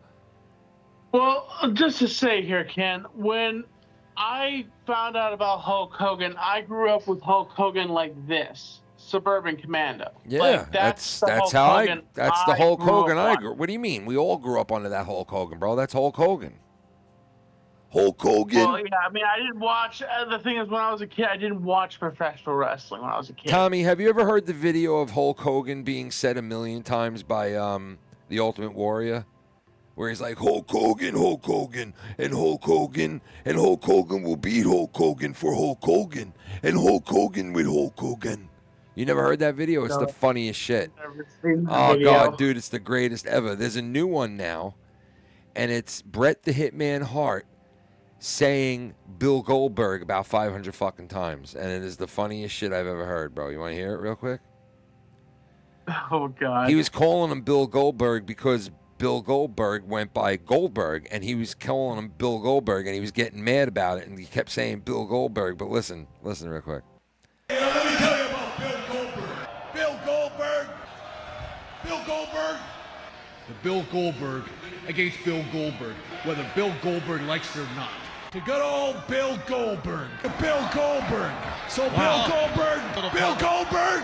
Bill Goldberg. Give Bill Goldberg. Bill Goldberg. Bill Goldberg. The Bill Goldberg. Bill Goldberg. Give it to Bill Goldberg. The Bill Goldberg. Bill Goldberg. Bill Goldberg. Bill Goldberg. Bill Goldberg. The Bill Goldberg. Bill Goldberg. Bill Goldberg. Bill Goldberg. Bill Goldberg. Bill Goldberg. Bill Goldberg. Bill Goldberg. William Goldberg. Watch this now. The Bill Goldberg. Oh, the Bill Goldberg. Sorry. Piper, Roddy Piper was the man. Look at this. And that is a genuine beer. I just checked it 2 months. It's only busted open. The match has begun. Fucking Roddy. Fucking love that guy. Sorry. I'll say this: the first person I guarantee you was at the gates of heaven, waiting for Hogan to walk in there, was Andre, because those two had a special connection. I think Andre hated Hogan. He just worked with him because he knew it would make him money. You know what I mean? I mean, they had their ups and downs, but apparently him and boss, you know, and it's like he's like, "Are we gonna do this, Andre?" And he's like, "Do find out." I loved when Hulk Hogan would imitate Andre. He'd go, "No, no baby oil, no baby oil." Like he apparently hated Andre. Hated Macho Man because Macho Man would put the baby oil all over him, and Andre hated it, and he beat the shit out of no more baby oil. No more baby oil. No baby oil. No baby oil. But you Tommy, know, I mean, here's the thing. Tommy, these are yes. You want to see the best match in the world, bro? What's that? This is the newest WWE match. You ready? Here it is. Here it is, Boo Boo. Look.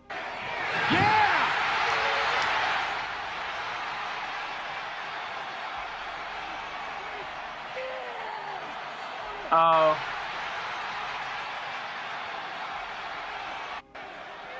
Look at that shit, Tommy. Yeah. Those two old fucks. Look. They start 69 each other, Tommy. Look. What the hell? I'm just fucking around.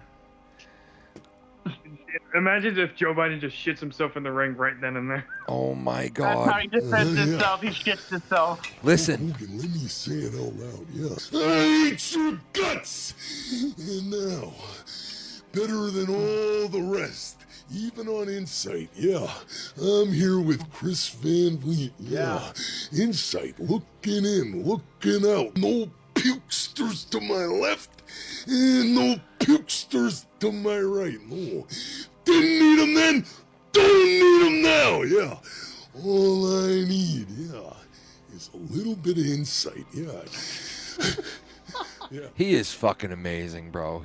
Will Sasso is one of the best fucking impressionists ever. He does them all. Will Sasso, he was in that Three Stooges movie. He was in that He was, ridiculous. yeah. Yo, I Three can't Stooges believe movie. Howard Stern being canceled, bro. What the fuck? Well, But that's Howard not. Stern, like, here's the thing: the Howard Stern that we know today is not the Howard Stern. No, it ain't. It totally ain't, yesterday. bro. And that's why they're canceling that ass. Can't, Because he got boring, and like he just became this, imitation of what he was. He Like, did, bro. he was edgy back in the day, and he kind of sold out to the companies. And like, Yeah. I mean, good riddance. Like, I mean, I just like. He became Hollywood, bro. You know? I'm Howard Stern. I'm Howard Stern. He sucks, bro. He's the worst now. Fuck him. I hope I he does can get canceled. remember when I was a kid staying up late and watching ETV when Oh, I that was was a the kid, best. and seeing episodes of Howard Stern, like turning down my television. That to was the watch best, him, bro. like, That was the best. That was actually a fucking really good show back then, you know? let me show you. Let me see your tits. Like, you pull out your tits. Like, I like to see just the curvages. You're like, look at there. Show what's around. Dude, Like, he always I had fucking naked women on there. He always did. Fuck him now. He can go fuck himself. Go fucking interview Hillary Clinton again, you fucking prick. You know? Man, he's a. And he tried to interview Anna Nicole Smith, and apparently tried to like embarrass her and make her look like really bad at one point when she came on his show. Well, And, she's a fucking car. She was a car wreck. Yeah, you know what really is disappointing? Howard Stern had the ability to make an epic comeback when he had Joe Biden, United States president. Yeah. Imagine. His show. And he fucks it up. Imagine he would have. Could you imagine if he would have asked him like real deal questions? He would have fucking made himself look great. But I mean, he asked some snowball shit, and he did the same thing with Hillary Clinton, and he did the same thing with fucking what's her name? The one who ran against Trump, Harris. Like, that was the worst interview ever, bro. He was just like, you want to talk about snowball fucking bullshit? Like, it was horrible. That was fucking that was being bad. canceled, I mean, like, what do you expect? I mean, like, that's not even surprising. And now he's gonna be fucking canceled. That is so fucking great. I'm so happy about that. Fuck him. Fuck him. Yeah. And we're all just sitting here waiting. He's still around? Now listen, don't get me wrong though, Bullsy. His old shit is the greatest radio of all time, bro. Like, even the shit that's on YouTube. If you go look it up, the Stern shit that's on YouTube, I mean, dude, it is some of the funniest shit in radio history, literally. Like, there's no better radio than the old shit. Like, during the late 90s and early 2000s, I think, as soon as he went to Sirius, like, it got on a whole new level. Like, it really was a whole fucking nother level. It really did. It got to, like, shit that he wanted to do for the longest time, now he could do. And when he fucking finally had a chance to do all that shit, man, did they do it. Man, did they do it. Yep, and now look at him now. And now he's a fucking shell of his former self, bro. It's horrible. It really fucking is.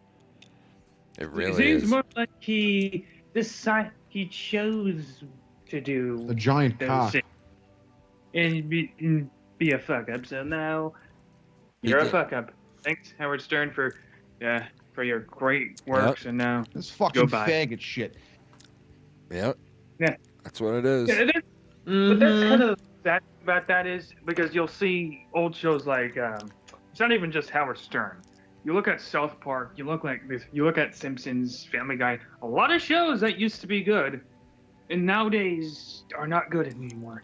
No, there's not. No, there's really not a lot of good shit. You're right. There's so much shit that it's like, it's so watered down, everything now. I tried Cam, to. by the way, what do you think of this, dude? What is that? I was today. What? I was what? I was frozen? I was frozen today. Who the hell is that? That's the Nostalgia Critic. It's from the movie. It's Christopher Lloyd is talking to Hulk Hogan, and he says, "Christ, I was frozen today." Oh. It's just one of those. Tommy, funny is that your jokes favorite? into Is the that your favorite Hogan movie? Yes, it is. What isn't that the one that he's the nanny? No, he's an intergalactical like Rambo basically, and I always thought it was funny that he's Ramsey, Shep Ramsey, but like if you think about it, there's a guy Chef Ramsey, so Yeah. it's like kind of funny that So, reality. Tommy, that came out when? Do you know what year? Like in the 90s, I think, like around the like 1991, I think. My favorite movie of his is definitely the one with Zeus. Gotta be No Holds Barred. Oh, I've watched that one. What's that smell? Dookie. Oh, Dookie. And he's like, Dookie. What? Dookie. Get rid of this. Fucking gross, bro. Just the way he Here's says it. my question. And what the funny thing was is in Suburban Commando, The Undertaker was in that movie. And then after that, Taker never continued his acting career. He just continued on being The Undertaker in wrestling. And I'm like, he could have taken one role. Well, I at mean, least. maybe that wasn't his thing, Was it really a good actor? He did a good job, I think, in the movie for playing a guy that didn't say much and like being a bounty hunter and stuff like that. You know how many movies Terry Funk was in, bro? I forgot that he was a movie star too, Terry Funk, bro, in his way. Like he was in a ton of movies, bro. He was in Roadhouse. He was in good movies, Terry Funk.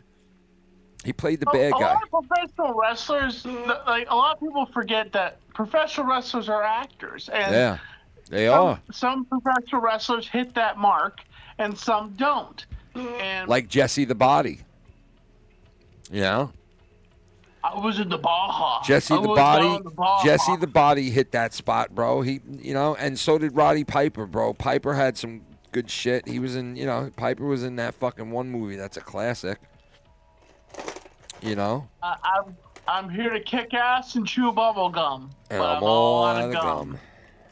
And I'm all out of cum. I have his figure. I have that figure. I found it at the place I go to here in North Carolina, Fletcher's Fun Toys. Tommy, I'm all out of cum. What the fuck? I got to go to work in the morning, guys. Sorry, Ken. I didn't mean to keep you up. No, it's all right, man. I was glad I got to talk to you guys. Something I want to say, Ken, something I want to say about icons and people that we look up to. Like, these people are people. They're not perfect. This right here, this figure is not Terry Bollea. It's Hulk Hogan. Hulk Hogan. You can't look at this figure and say, fucking racist. You say, this is the pillar of professional wrestling. The Babe Ruth. This is what this is. Babe Ruth of right wrestling, here. bro. Babe Ruth of wrestling, Tommy. And Babe Ruth had his faults too. He was a raging alcoholic, Yep. and he had issues. Yep. And there are all sorts of sports icons have issues, Yep. have had their faults, but that is their personification as a entertainer. No one is perfect, and you can't pinprick people to certain standards. You can't pinprick them, bro. It's just you just gotta they gotta understand that they're human. You know what I mean? They're human. Everybody is human. Everybody makes mistakes. And Everybody plays a fool sometime. Right, Tommy? Come on. No. Sometimes people blew the rules. Everybody plays you know a it. fool. Everybody plays a fool sometimes, baby. And no exception to the rule. I ain't lying. Tommy, but yeah, look, you got the figurine. I got the figurine. And rest in peace. I have an Andre figure myself also. Look at that mustache. Tommy, look at that mustache. There it is, that iconic mustache. He gave plenty of mustache rides, dude, apparently. that iconic mustache won't even go into a coffin. It's going to be cremated and burnt. That mustache and that face and that body is cremated, bro. It's a shame. that they cremated the guy. But I saw at the funeral they had a casket and Yeah, everything. they They're do. gonna cremate They him? lay you out for a regular funeral, and then after the funeral's over, you don't go to the cemetery. You go and get cremated, and then you end up in an urn. My father. Well, here's the thing with my father. He didn't have a regular funeral. Like, my father was cremated, Yeah. and I never. Like, the last time I saw my father, he was not there. And I know that you've had this yourself, Ken. Like, with you losing your father, and was your father buried, or did you guys cremate him? He was buried. Okay, so you had a regular funeral. My Well, father. no, it was a military funeral my father had.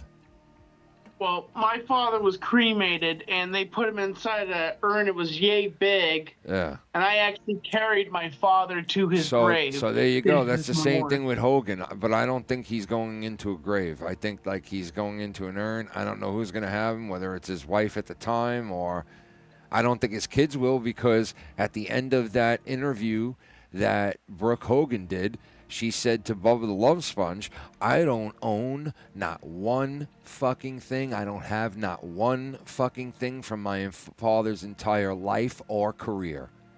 I quote. She said she don't have one fucking thing from his life or his career.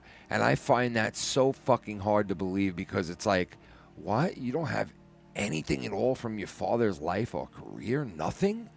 Nothing at all? What? And if that's the truth, that don't seem fucking right, man. That don't seem right.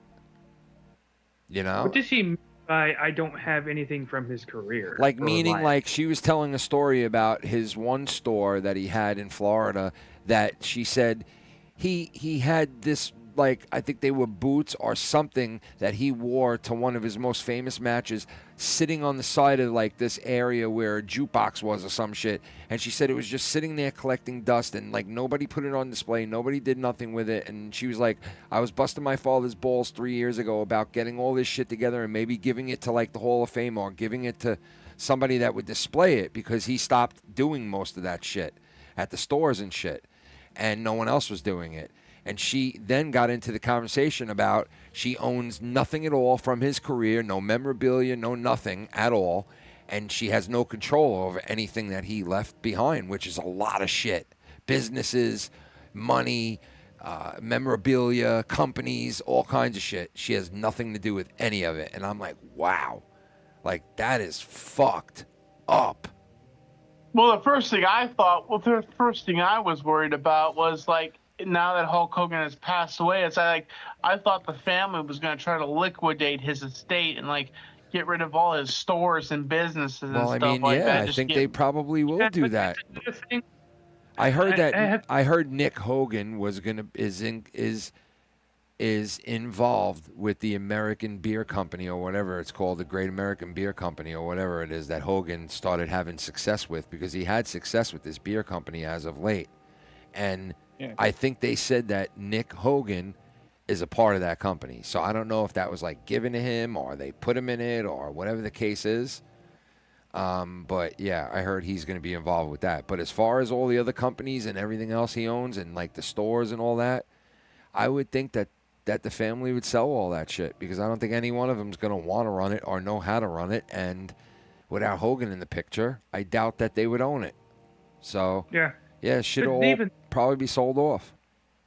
The funny thing is, I actually have. I didn't tell people this, but I told you with my situation, I was blocked off of his Twitter, which I don't know why. I remember. But I actually got a hold of his agent. And got blocked off of Twitter. I remember when you told me about that. Yeah, Bullsy, what were you gonna say? Yeah, so you brought up Brooke saying, I have nothing from my father. Well, yeah, that's funny, because again, going back to like 2022, she didn't even invite her own father to her wedding or mother and the matter. Didn't even let her father know she was in labor having babies. Holy shit.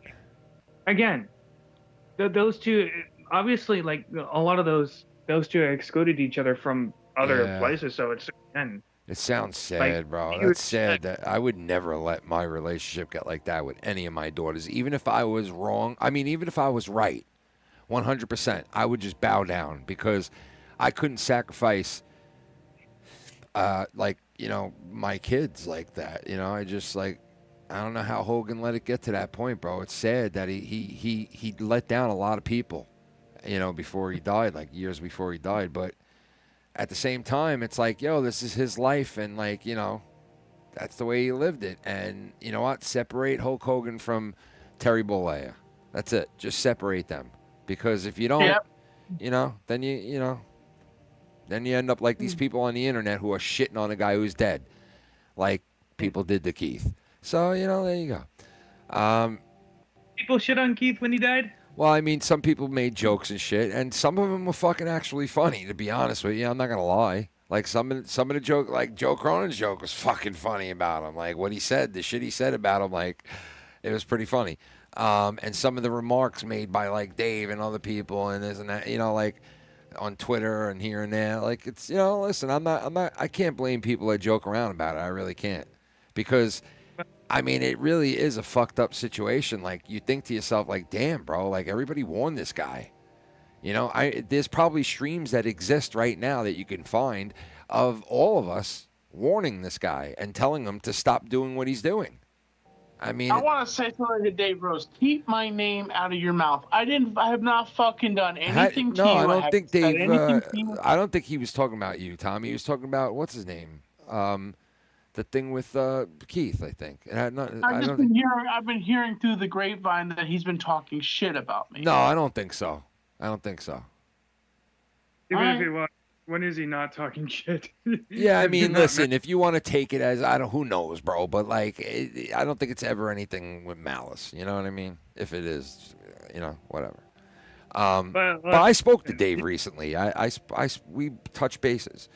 But yeah. So anyway, yeah, I mean, listen, it is what it is. Like I said, there's you know, anybody that's been around for a while and has heard us all mix it up, he was involved with a ton of shit. I mean, that whole fucking shit went down where people found out what he did and then blew it up on Joe's shit, and then, you know, and then that guy was forbidden to be on this and that. And then the minute somebody would talk on a stream with him, there were people that were going around and saying, "Oh, you did a stream with a fucking pedophile, and you're." And I was like, "Oh my god!" Like, shit got crazy with that dude, bro, Keith. Like, fucking crazy shit just followed him on the internet, you know. And you know what? It seemed like the only one that could circus ring tame that motherfucker was YR, for the most part. You know what I mean? He got him rapping. He got him fucking doing stupid artistic fucking shit, and it was funny, and you know what, they had a good run. And then the guy did what everybody kind of thought he would do, and he, you know, what is in it. He found about how, like, he remembers them, you know, he found out what was in it. Yeah, pretty much whacking on stream. Who knows? Yeah, I mean, who knows? I mean, like, the guy's done it all, bro. These guys have done it all, bro. They fucking, you know, I'm sure. Who knows what goes on in their basement? Yeah, who knows, bro? I mean, some of these dudes wear fucking strap-on dildos, and they have penises. Like, who knows, bro? You know, penises in their closets claiming to be Christians. It's weird shit, dude. You know, but it's fun. You know what I mean? It's a fun thing. Tommy, I was in a place that had all fedoras, bro. Tommy. It's funny, I don't give a But Tommy, I was in a place that made all classic fedoras, bro. The whole store was fedoras, and when I was in it, I looked at Shannon and I was like, who would love to be here right now? And she was like, Tommy. I'm like, yeah. Like, wouldn't he love this fucking place? And she was like, oh my God, he fucking, I was going to get you something, but the hats in there were like fucking $90 a fucking hat, bro. It was crazy. One hat was like $120. I was like, yeah, that's crazy. Well, my birthday is coming up. I'll be turning 35. Well, maybe I'll get you a nice new hat, bro. Who knows? How old are you going to be? Yeah. 35. 35, Tommy? I'm getting too old. You're getting old, Tommy. You're starting to catch up, bro. You know what I can finally do now, Ken? Bend over and touch your legs? What? My name is Tommy, and I am 35 years old, and I live in a van down by the river. Tommy, did you see the guy who looks just like him? Yeah, they look. Oh my God! Did I show you this? Tommy, did you see the guy? Because it doesn't sound like you did.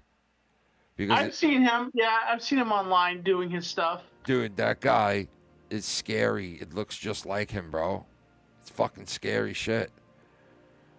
He dedicates his whole entire life to looking like Chris Farley. Dude, it's scary how much he looks like him, though, bro. People are cloning Chris Farley now. Yeah, dude. This guy looks exact. I don't know if he had, like, fucking something done to his face or something. Like, it's very weird shit. It's scary. David Spade, I know those two were, like, good friends and good buddies and stuff like that. Spade didn't even go to the funeral for when Farley died, apparently, because it was too hard for him to go. Shit, man.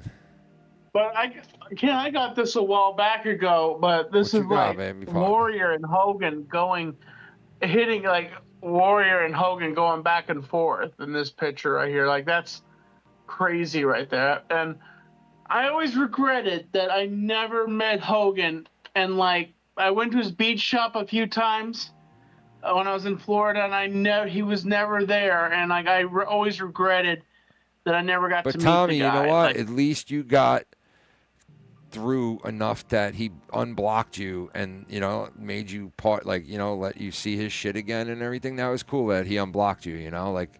I don't even think he knew I existed. Dude, that goes back to what I was saying before. He fucking rubbed people the wrong way sometimes, this guy, bro. He really did. Even you with the fucking blocking you for no reason. Like, just think about it. It made you feel like shit, right? Yeah. Hogan had a way of making people feel like shit, man, when you wouldn't think that he did or could. And it's a shame, but... What are you going to do? This was after he won the Gawker lawsuit, and I went to congratulate him on Twitter, and then I realized I was blocked. And I'm like, why the fuck am I blocked? He thought you were part of the Gawker. Tommy. You know what I mean? Funny kid. All right, boys, I got to go. I got to be up at fucking 6 in the morning. Hey, you have a good night, Ken. Yeah, you guys too, man. Thanks for hitting it up and telling me what you think and everything, and I'll talk to you guys soon. See ya. Yeah. All right, fellas. See ya. Nighty-night, guys. Have a good Friday and all that good shit. Motherfucker! Sex. Well, that's it, folks. It's our story, and we're sticking to it. See you guys Saturday night for the old-fashioned Saturday night. Oh, that's a cool photo of Hogan. I got to show this before we go. Look at this Hogan photo, guys. Let's document this shit right now. You ready? Check this out. Check this fucking Hogan shit out right here.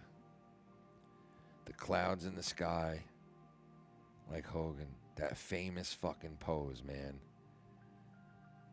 That famous pose, man. His poses, those famous poses that he did, man.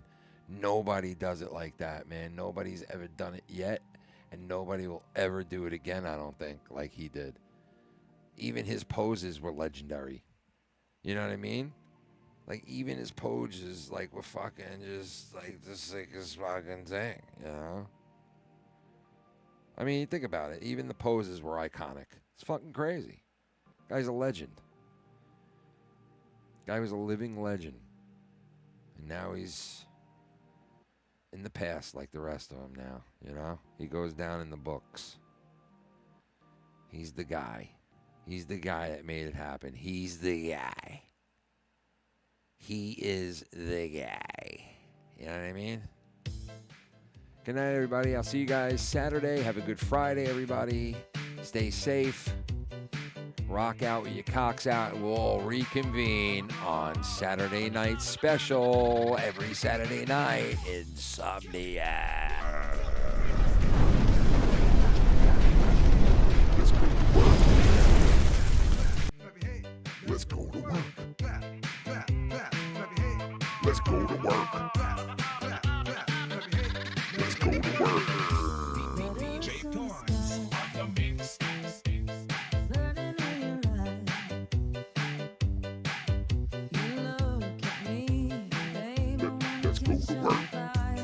go to work. Shout out to Cali, Alabama.